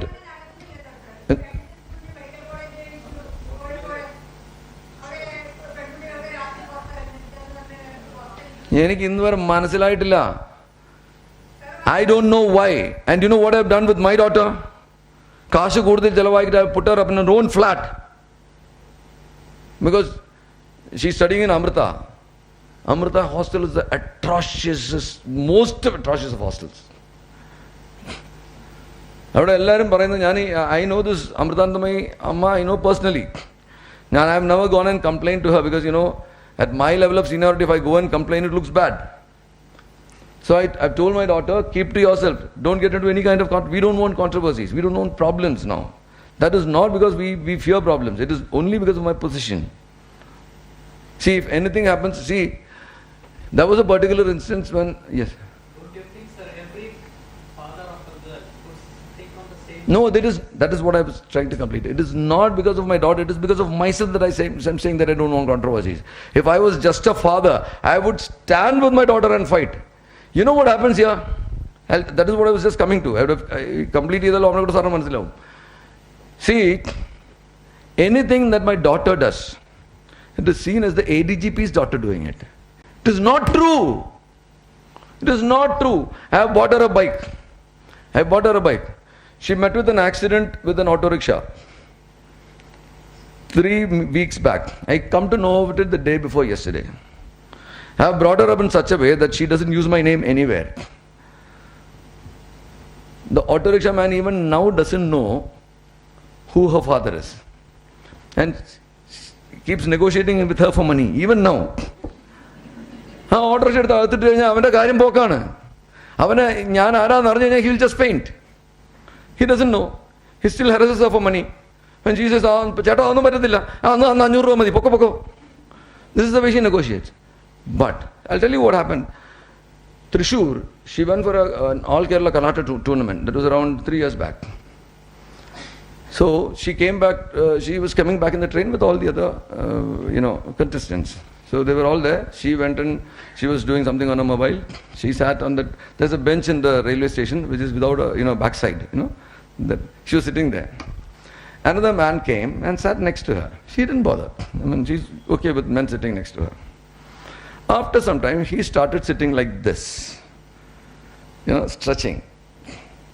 The intention was to clearly touch her breasts. So she was least bothered. You know what she did? She also put her hands like this. And she was mighty sturdy.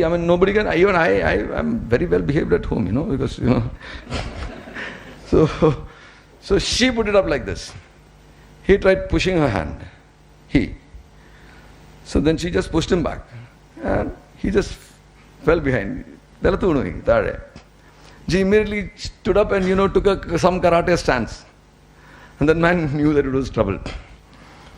So he just vanished. She came back and retold the story to me. And then told me,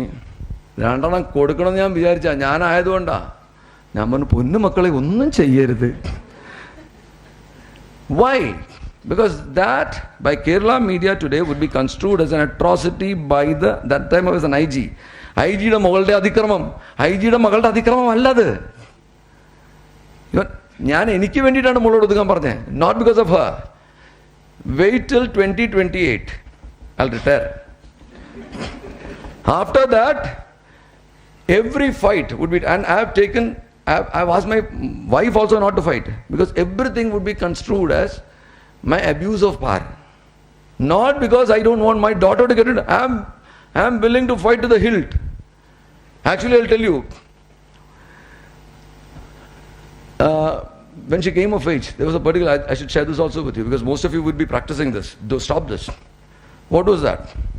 So I was away in Calicut someplace when my wife called me up. Very vishesham. Avan endo vishesham? He said, "Ippo phone kuda parayan pattathilla." Something very great. I said, "Okay, then saugari ullappo para." Then I cut the call. Actually, I was in some meeting somewhere in Calicut. So then she sends a message, a long message. "I didn't expect this from you." I said, "What the hell? What did I do wrong?" Then she said, "There was no interest evinced." I said, "What is the issue?" "It's about Kalyani." It's another message. "What about her?" "She's come of age." And she praises so many emojis, like. So then I said, "Fine." I left it at that. Then it didn't stop there. After 2 hours, another, flurry of messages. "Is this what is expected of a father? What kind of a father are you? Is that?" I said, "What is wrong? She's come of age, good. She should come of age, na? What is the big deal?" Then she said, "No. And mind you, my sister's daughter, my niece, she's in Amsterdam. So she had flown down for something. So I called her up. "Mala, will you be there when I come back? I'll be coming in 2 days." She said, "No, Mama, no way. I have to get back. My office would go, astray without me and all that. I have to go back." I said, "Fine, I'll see you the next time." So that was on phone. And next day I'm summoned back home by my elder sister. My wife called me. Something required. Elders in the house calling. So I rushed back to Trivandrum. And I reached there at around 9 in the night. And I see my niece, who refused at, my most humblest of the requests to stay back. She's there. She's not gone. My sisters, all my cousins, everybody is home. The whole home is lit up. This dangling and all that, And poor Kalyani, she's wearing a pattu pavada and all that. And I forgot to tell you, I was hard pressed for money and asked for a loan for 5,000 rupees to my sister. She said, "Nothing doing. You've taken 15,000 from me last month and you're not given it back. I'm not going to give any money to you," and all that. And she is decked up with jewelry worth around 78,000 rupees. My sister. And Kalyani was all decked up in pattu pavada and all that, and she was standing there. And I didn't like the scene at all. So I just went into my bedroom. And then my wife comes in. "And why are you sitting here? Everybody is there. Why don't you come?" I said, "What is this celebration all about?" And then my poor daughter comes and asks me, "Acha chori in idakku uri kote." Because somebody had told her that, your dad should see you like this. He should feel happy. What is being so happy? What is the celebration all about? So then my sisters and my in-laws, everybody came and told my wife, "He might say so many things, so many atrocious things. Don't bring up your daughter that way. We will all suffer, Then I've told my daughter, come what may. See, what they said is that, if she lives by his principles, something happens to her, within inverted commas. What will happen to her? I immediately know that it was impregnation of a lady that they're talking about.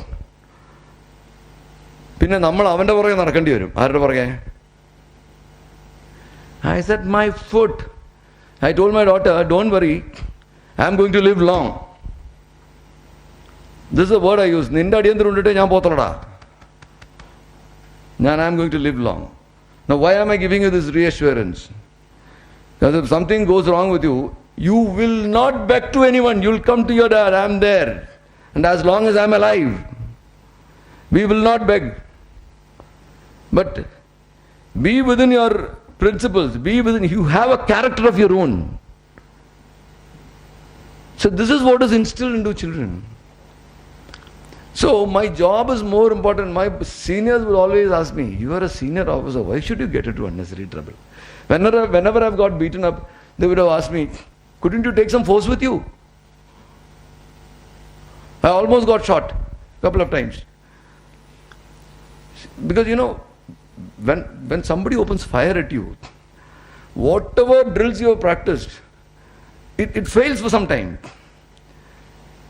So I've actually seen the video of my running around, and I have always wondered why I was not shot. I mean, I was a sitting duck. So, but when such things happen, you know how it is. You're also in the bureaucracy. You know how your seniors would ask you. If you go for maybe some initiative which is not approved by the government, they'll always ask you as to why you did it. Couldn't you have done something better? So that is the controversy that I want to avoid, not the controversy where my daughter gets embroiled. No. And within my limits, without breaking the code of conduct, I try whatever I can do within my limits. And let me tell you, I'm happy to tell you that, I have at least got a very strong bank of women victims who are empowered. Now, 400 odd cases have been registered personally by me, where none of these women's names have been revealed anywhere. They're all feeling very happy. And there's been a particular instance, I'll recite that instance because that lady is out speaking now. There was a girl who was raped by her father and 9 odd other people in Matanur. She was a Muslim girl. So I just whisked her away with the help of, with the help of Usha. Usha and me, she's got a Mahila Samakya Shiksha Kendra in Karyavatam, Trivandrum, where she was kept without anybody knowing. And we got her admission into the law college after her +2. And she finished, she's a law graduate, she's a practicing advocate now. And one day she comes to my office with a filmmaker called Mani Mekhala. So Mani Mekhala is making a movie on a lady called Manorama in Manipur who ran naked, against AFSPA, and this girl. So then this girl wanted me to give a statement for the movie. I asked her, Malay, is there a requirement for all this? Then she asked me, what did I do wrong, sir? I was wronged. So this is what empowerment is all about. So this is what we should do. Now she gave an interview to this magazine called Express. Now she talks about it openly. So does Sunita Krishnan. She was gang raped when she was a child. So we should be able to, get back into the mainstream as if nothing happened. For that, there should be a lot of unlearning in their attitudes.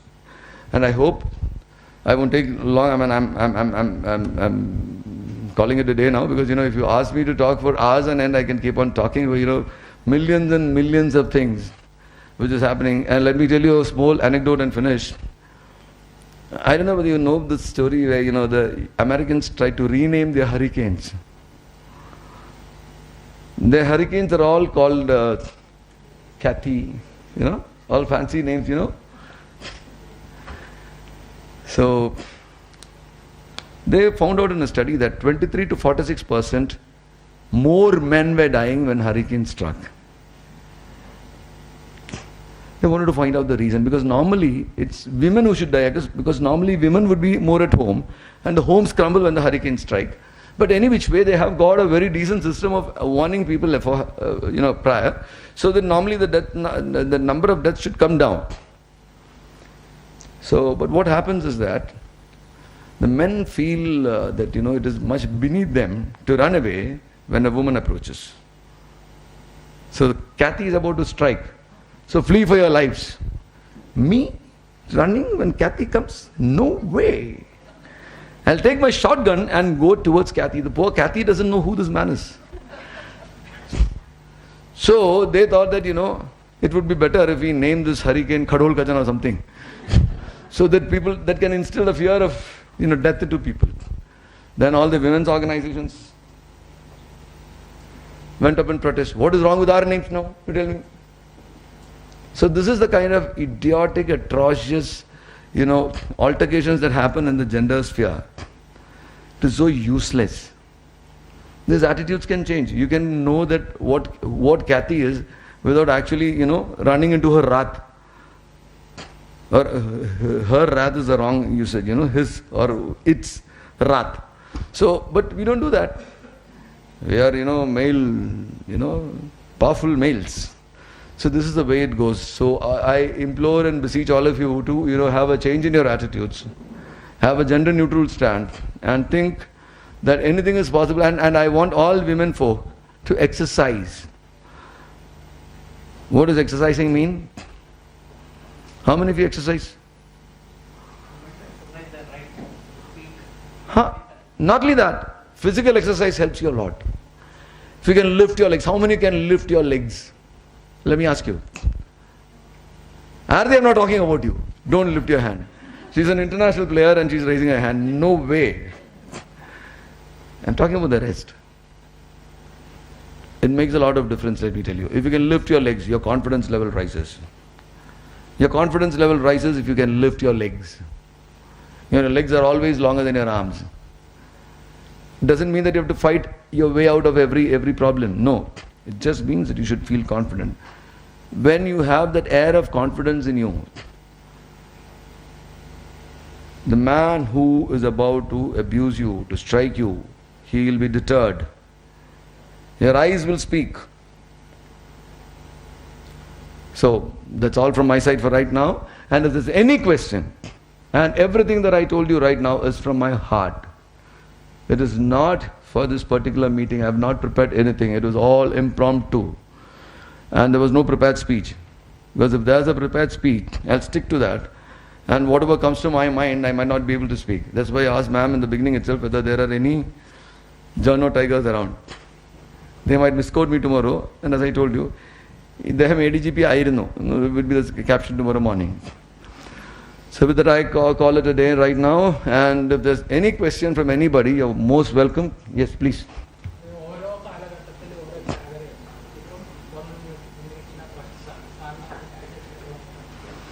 Why did you? I didn't actually. I implored everybody to drink, right? All the women. It was on the gender context that I actually told you. But let me tell you, ഈ bar അടച്ചതിന് ശേഷം നമ്മുടെ നാട് നശിച്ചുപോയി. When the bars were open, people used to drink. I'm not saying that drinking is good. I'm just saying that when your tummy is full, you stop, na? Now your tummy never gets full. MDMA. See, I have set apart 12.5 crores. I'm road safety commissioner also. To buy equipment to test drivers for infused drug driving. Because the interstate lorries which actually plied during the COVID times, there was a study conducted. 31% of the drivers were found to be under the influence of drugs. You know why they use these drugs for? They use these drugs for, not sleeping and driving through the night. If MDMA is consumed, you can go without sleep for 3 days. So this is coming in a large way because the bars are a lesser evil. Liquor is a lesser evil. Now we are having serious campaigns, and Kerala is, I tell you, on the threshold of the next generation is going to be just wiped out. With MDMA, the problem is, normal other drugs, ganja and all, you have to have multiple, usages before you get addicted. MDMA, the first time you're addicted, and if you're a fully healthy person, the first consumption and the last consumption would be in a span of less than 12 years. You will just die. So, as you rightly said, Oro Samet Oro Chagirana, Ipoto Chagirana drugs Indiana. It is something which nobody can help. And enforcement agencies are very much at a loss. And the newer concoctions that they come with, it gets listed only after 5 to 6 months. Somebody makes a new concoction. Youngsters are very good at it. They make a newer concoction and they start using it. So nobody can detect. There is no mechanism by which it can be detected. The drug identification kits are very far and few in between, even with enforcement agencies. And many of the celebrities that you see, when they go overboard, it's only because of their drugs.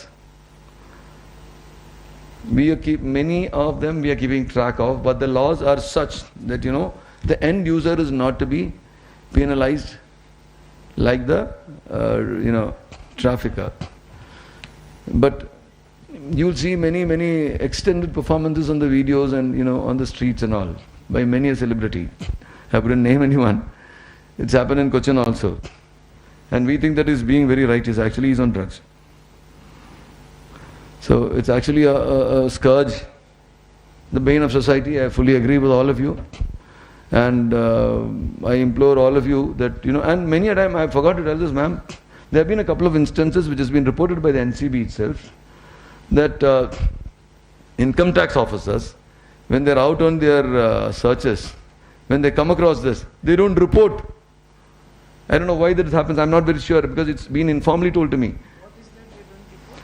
Suppose I see drugs, they are not empowered under the NDPS Act. So they confine themselves to what? Tax evasion. So let me tell you, you are the right people to find these out, because you're only on this. So this has been informally communicated. I can't write to you. So it's been informally communicated to me by some officers in the NCB, and they actually based out on their observations in Chennai. So I'm not sure whether, but I implore all of you that drugs is the scourge, is the problem which is going to wipe out our future, posterity. So I agree with you. My take on this is very dismal. I'm very depressed with the whole state of affairs. I'm not saying that I'm not doing anything, but there's not much that I can do alone. We need a synergetic effort for all that. Anything else? പിന്നെ ചോദിച്ചാട്ടെ മാഡത്തിൻ്റെ പേരെന്ന് പറയും, ഇദ്ദേഹത്തിൻ്റെ പേരെന്ന് പറഞ്ഞാട്ടെ. Prasad V K. മാഡത്തിൻ്റെ പേരില്ലതാ? ആ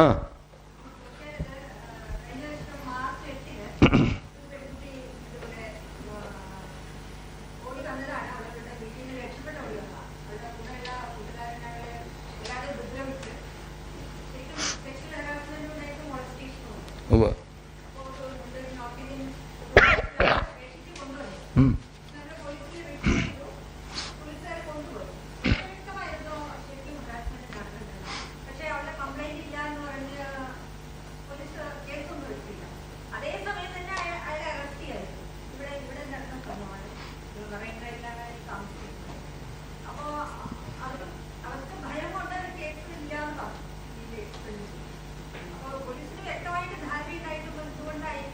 ഇല്ല, അതിനകത്ത് രണ്ട് കാര്യങ്ങളുണ്ട് വേണം, ഞാൻ പറയാം. ഇങ്ങനത്തെ ഒരുപാട് കേസുകൾ ഞാൻ തന്നെ നേരിട്ട് അനുഭവിച്ചിട്ടുണ്ട്. അതിനാണ് ഈ internal committees. That's why I told you ma'am that internal committees should meet and talk informally, so that the collectivity gives them the courage to speak out. Now in this instance, I'm not sure about this instance.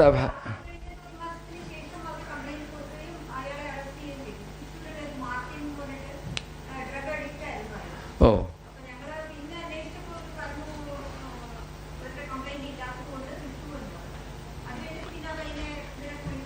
അല്ല, ഞാൻ നിങ്ങളോട് എല്ലാവരോടും ഒരു കാര്യം പറയാം.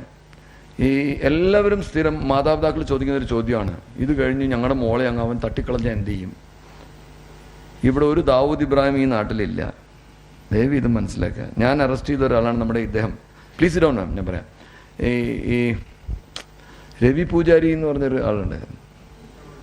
എൻ്റെ working. I arrested him. He was with me for almost ഒരു 20 odd days. പല്ല് കൊഴിഞ്ഞൊരു പാവം സിംഹം.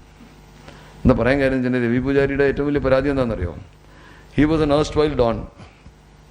ഇപ്പോൾ കേരളത്തിലുള്ള സകല കൊട്ടേഷൻകാരൻ എന്ത് വെച്ചിട്ടുണ്ടെങ്കിൽ ഇവനെ വിളിക്കും, അല്ലെ രവി പൂജാരി, സാറേ ഒന്ന് സഹായിക്കുക, സാറിൻ്റെ പേരൊന്ന് ഉപയോഗിക്കുന്നുണ്ട് ഞങ്ങൾ, will give you a percentage of what we get. And Ravi Poojari's complaint was that Malayalis are all very dirty. They never have given me any money. They've always used my name. So now what happened here, there was a firing incident in a beauty parlor. All of you have heard about it.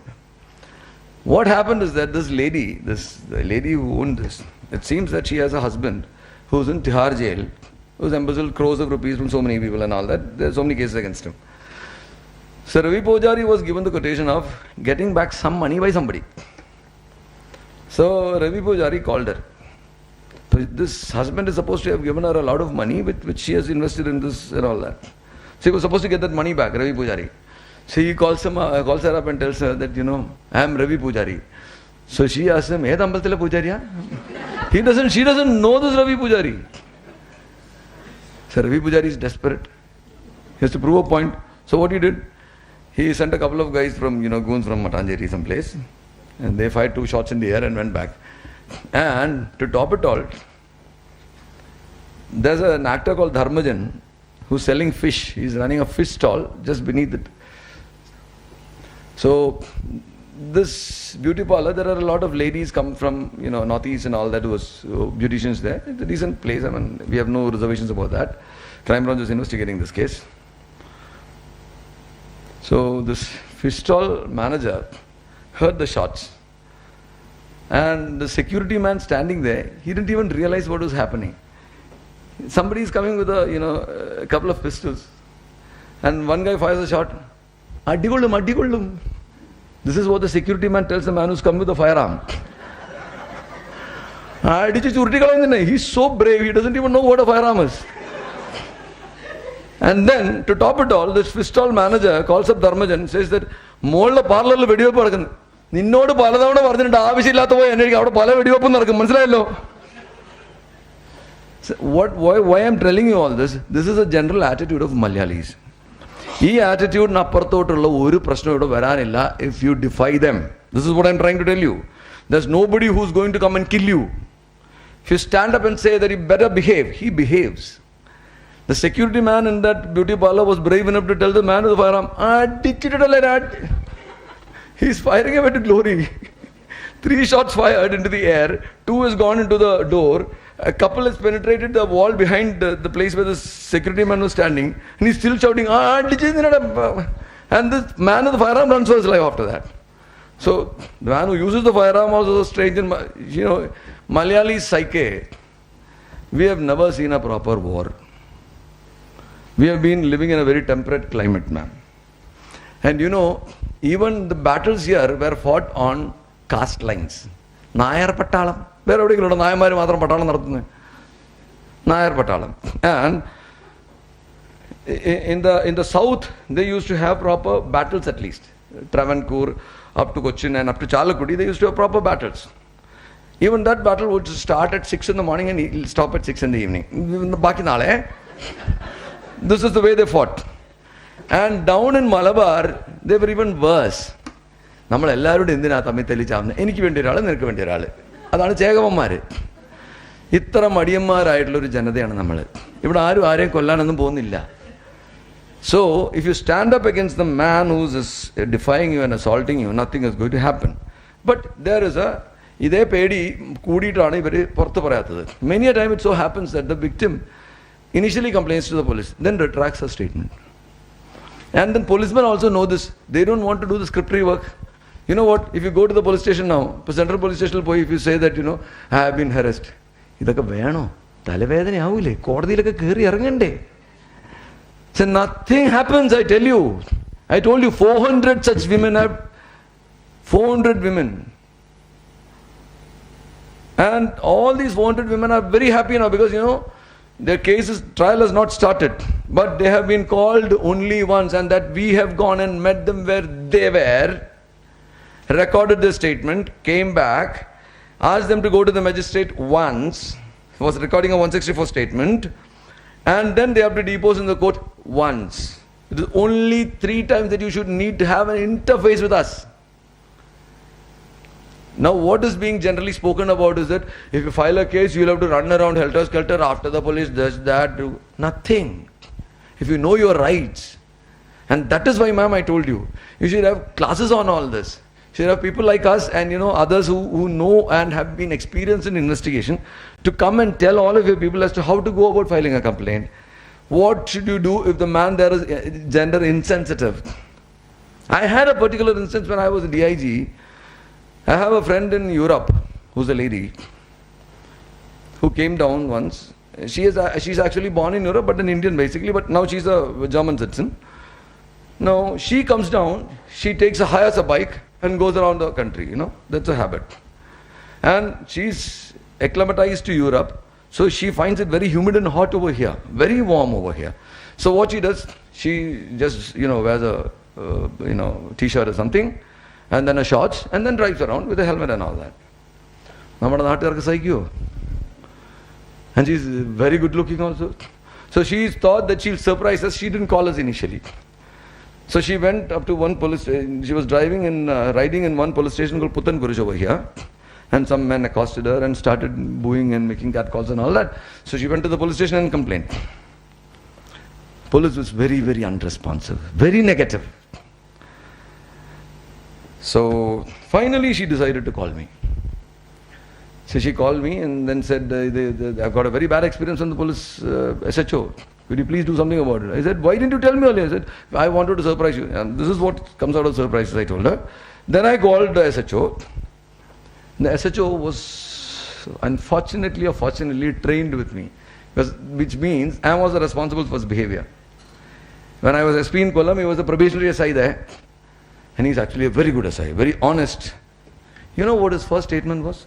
So I didn't tell him for whom I am calling. I just told him that I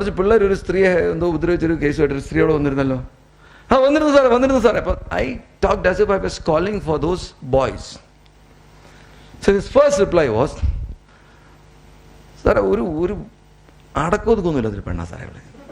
first statement. You know what she was just wearing? She had not worn her undergarment, but how did he find out? How did he find out? What is his business? See, in courts we don't call it seeing, we call it hearing, right? So everybody who takes a decision regarding justice should be blindfolded and they should only hear. That is why this Niti Devata is blindfolded. And this man who is my protege is supposed to have just heard and written down the complaint and registered a case if it was cognizable. What did he do? He found out that she has not sported any undergarment. My foot. And I lost my cool. Then he realized that I was speaking for the woman. Then he said, sir, he said, 2 minutes, sir, 2 minutes. He arrested all of them, registered a case and reported back to me. But this is not done. This is not done. It shouldn't require a DIG's intervention. And why did it require a DIG's intervention? Because he was biased. The man sitting at the cutting edge level was biased. He was not gender sensitive.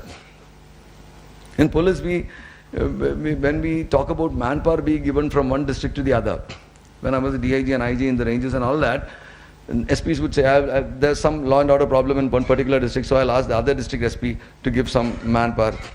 The common joke between the SPs was, sir, manpower, please don't ask us. We'll give woman power, sir. I'll send 2 platoons of women. What does that mean? That is a gender insensitive statement.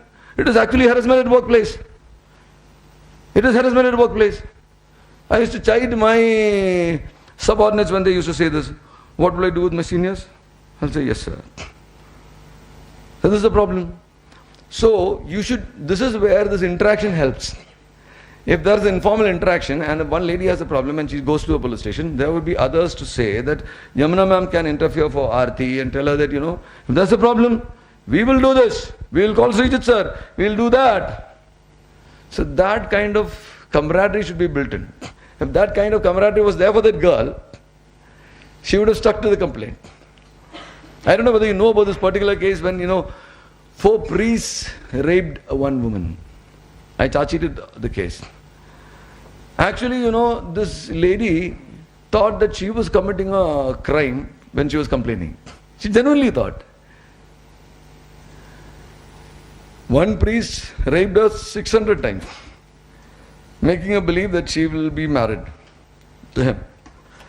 Then she wanted to get rid of that priest, so she went and complained to another priest. So that priest also did the same to her. Then she complained to the third one. The third one took her around in a car and did the same to her in the car. Then finally she went to one priest who was counseling all these priests. He made a book in Le Méridien and he came down in Delhi and again raped her. So now she feels guilty that she's complaining against the priest, the clergy, the men of God. Now somebody should go and tell her that you're doing right. This is what you're supposed to do. You please. So that we did.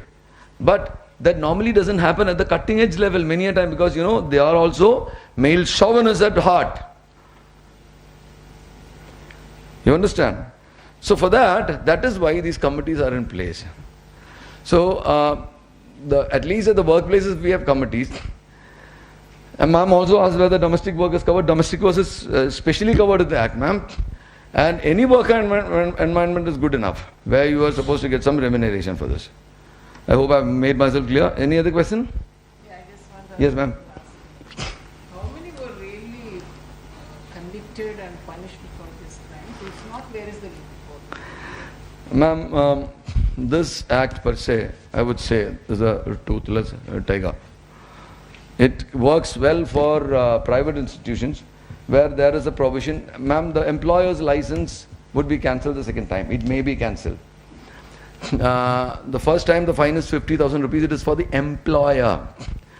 Every violation here, according to me, should be treated as a cognizable offence, and immediately it should be reported. And reported to the police. Reported to the police, not to the employer. Now this act per se envisages that it is disciplinary action which is warranted. So there have been quite a few instances where people have been punished under this. They have been transferred out, and there have been a couple of instances where it has been misused also. I have personally investigated a case in Air India SATS where there was a complaint against a particular individual that he's molested 18 women.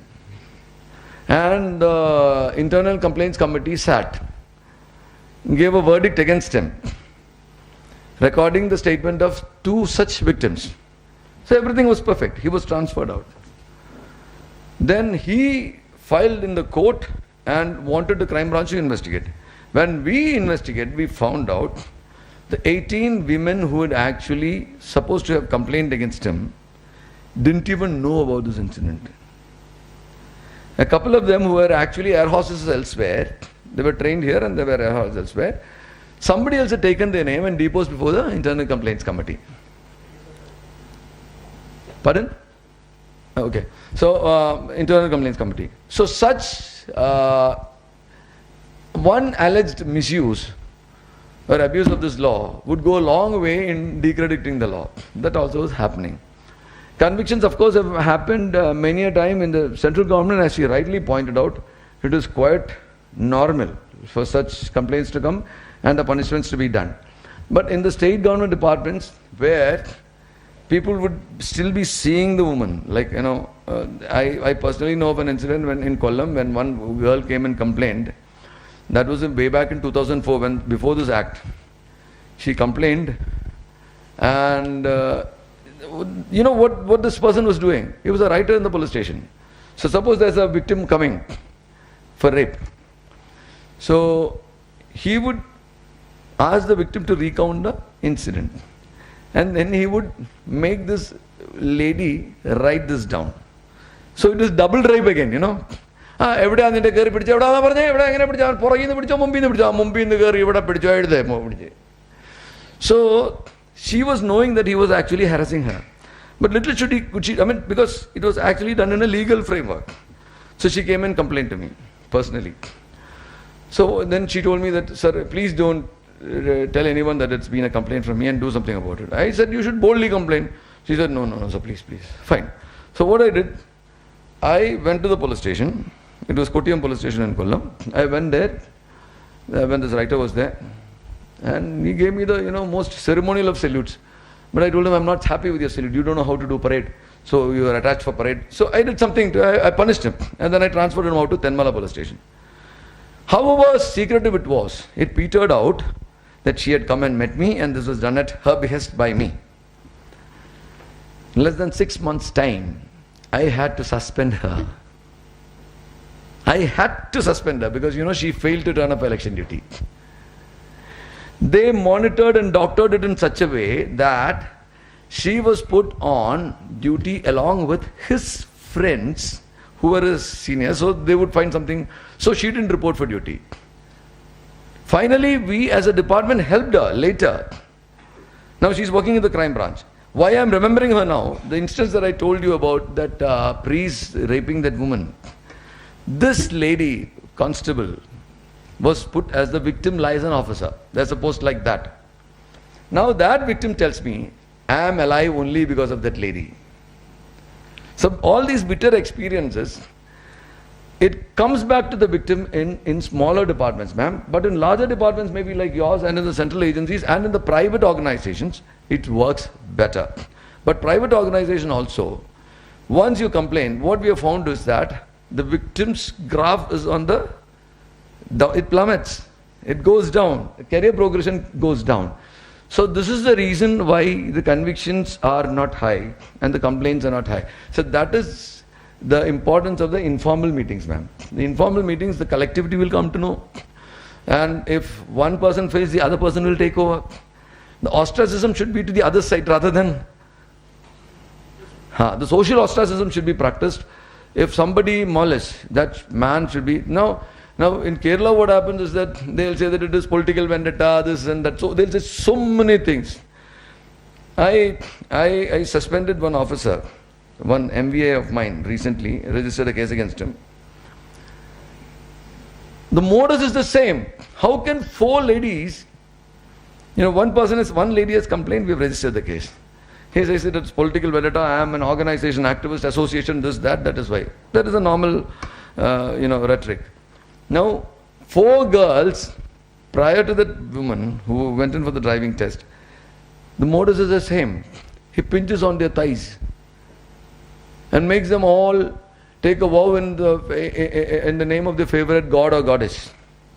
And one Christian girl said that Nyan Satyadula, because Bible is said that it is said in the Bible that you're not supposed to swear by Jesus.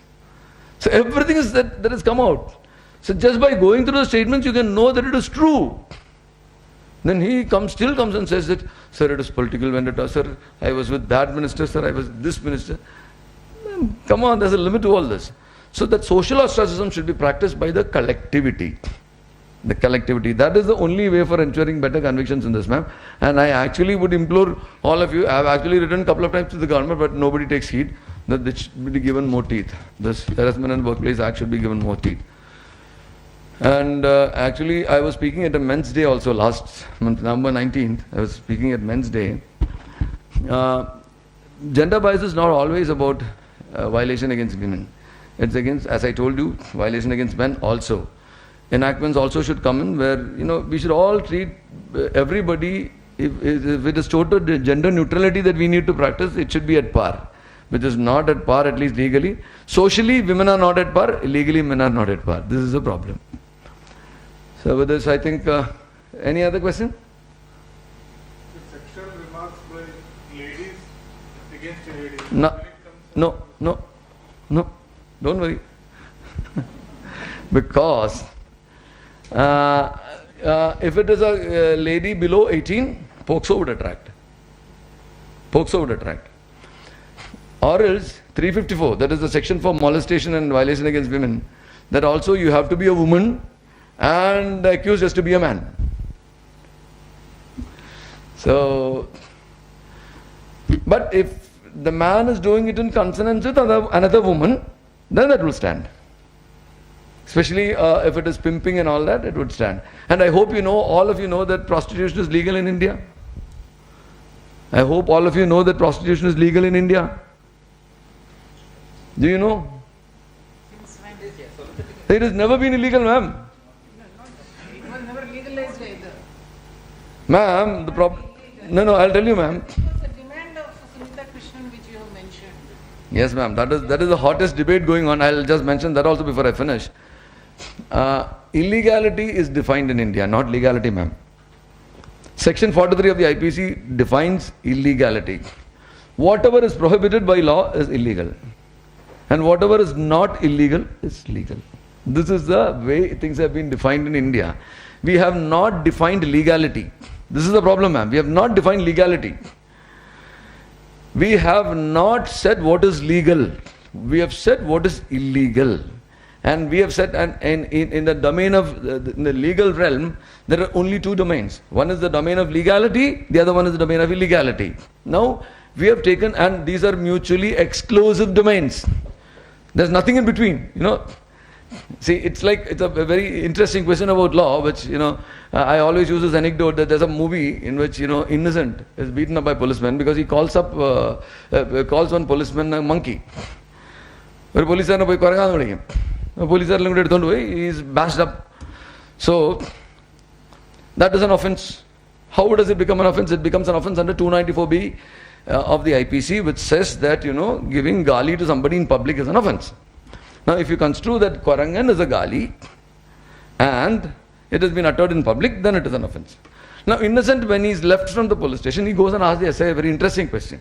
He asks, Sare Sarne Kwarangan vidichenu ningal ellarum inne adichu. Njan ini mele angane cheyathilla. I will not do it again. I will never call a policeman a monkey again. But can I ask you a favor? Can I call a monkey a policeman? Very interesting question. Though we laugh, I also laughed when I saw the movie. The question is, there is nothing illegal in calling a monkey a policeman. Who complains? Monkey has been called a policeman. So the best that the monkey can do, it can file for defamation, saying that, this man has insulted me. How can the policeman complain?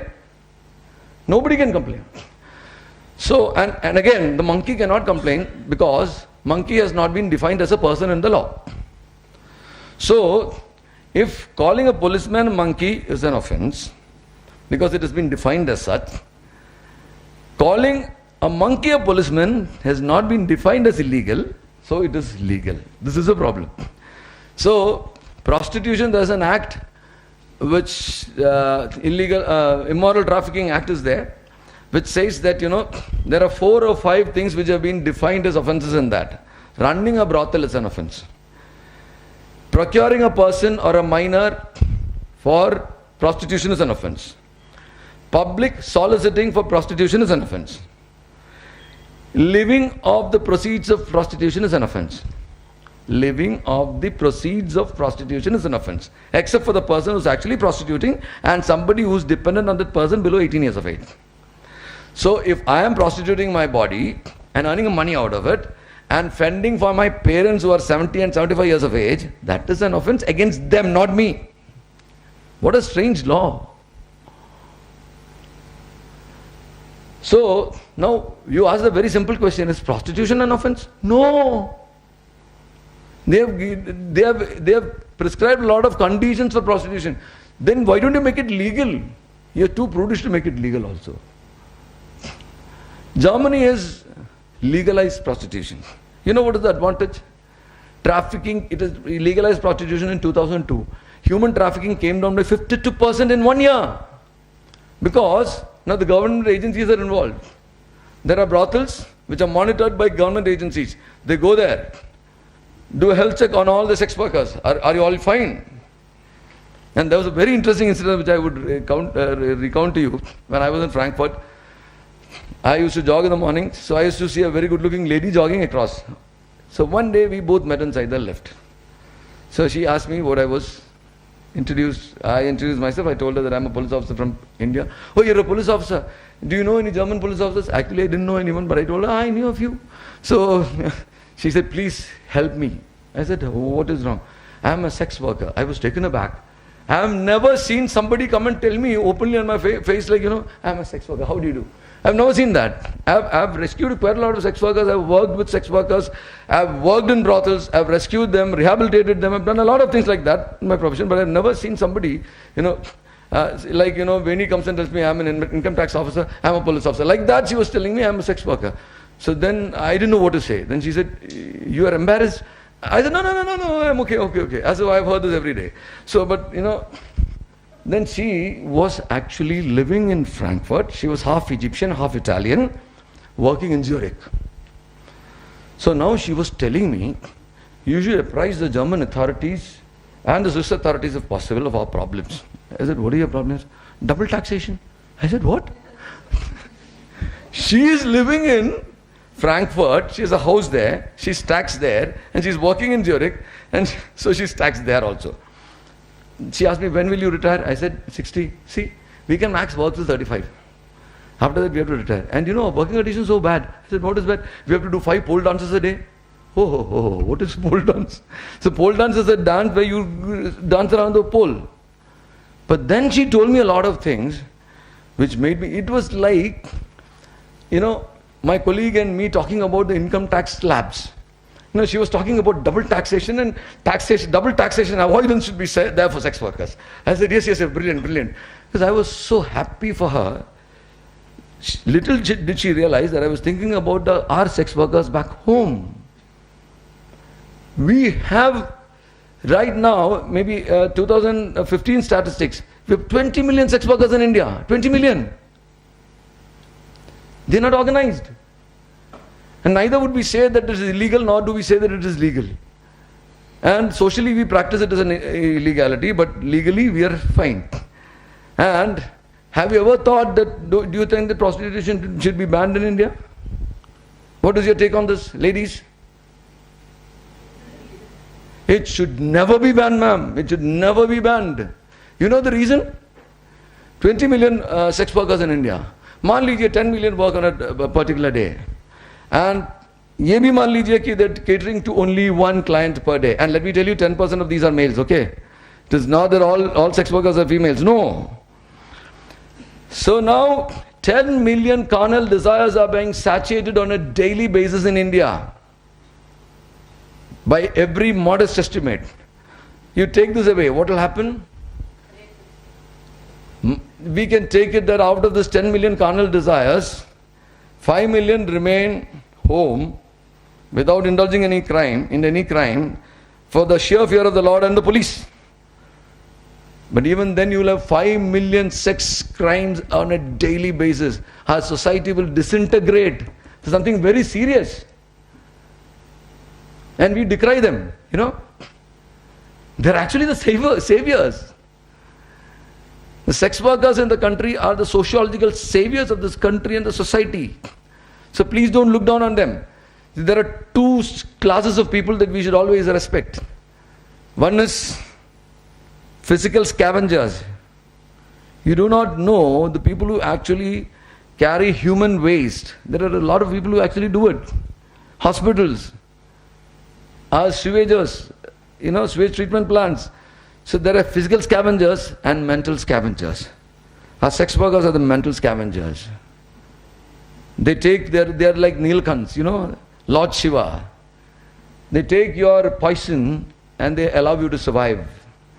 They're crucified like, Jesus. And the rest of the world survives. And we look down upon them. Fie upon you, shame on all of us when we do that. So this is something aside I just wanted to tell you. So if that's all, maybe we'll call it a day now. It's 1:30. It's been a very great interaction with all of you. I loved every moment of it. I hope it was the same with you. Not very sure. But any which way I enjoyed, and thanks. Thank you very much, ma'am.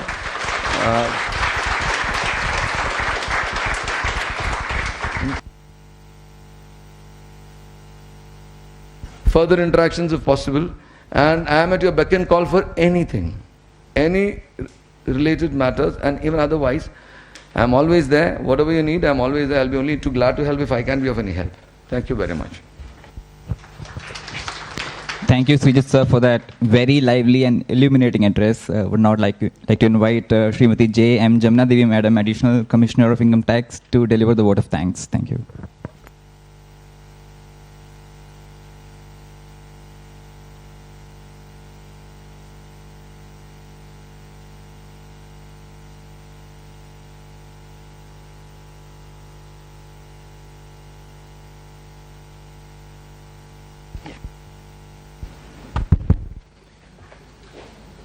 On behalf of our guest of honor, our Principal Chief Commissioner of Income Tax, I take this opportunity to thank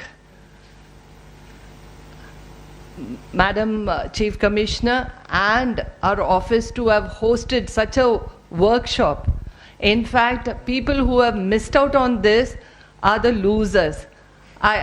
In fact, to talk from heart is a different thing rather than, talk from paper. Now, when you talk from paper or, make it very formal, certain things doesn't enter our thing. I feel today all of us are enriched, or we are carrying a different attitude itself. In fact, by the speech of Srijit sir and Madam Usha ma'am, it feels that we all, in which way or the other, we have female members at home, and we work with women at office. The way we look at them, I think from 1960s onwards, the women, 33% of the office or any private thing has been filled with women. And the way we look at them, our attitude, it all should change, and the lifetime experience Srijit sir has given should give us as women more courage to say, me too. And that me too would call for trouble in many, many which ways.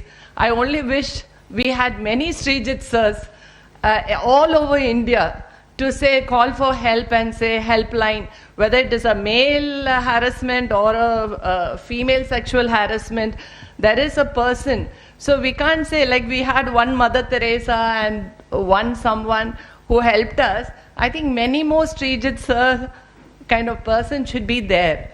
And I wish even my father had his courage.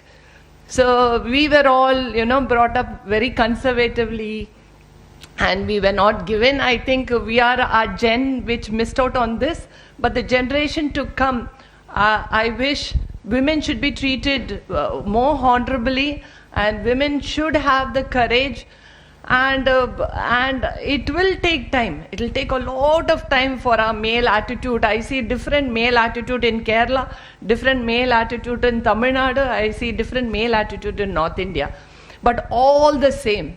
And very few men we can count out who could treat their daughters and wife and mothers with dignity. First, let's start with dignity, and then everything I think will set right and give the women what she's due for. So I thank Madam Chief Commissioner, Commissioner, Mr. Rajshekhan sir, and Srijit sir, and Usha ma'am, and all the people who have gathered today to have made this a very good workshop and a successful one. Thank you.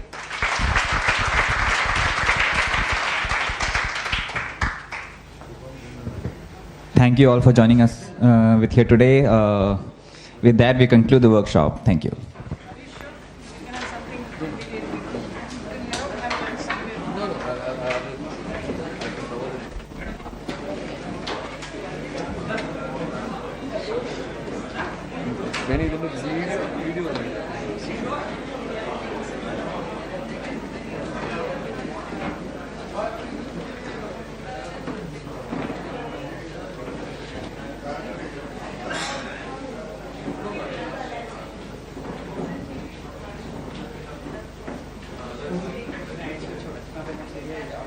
You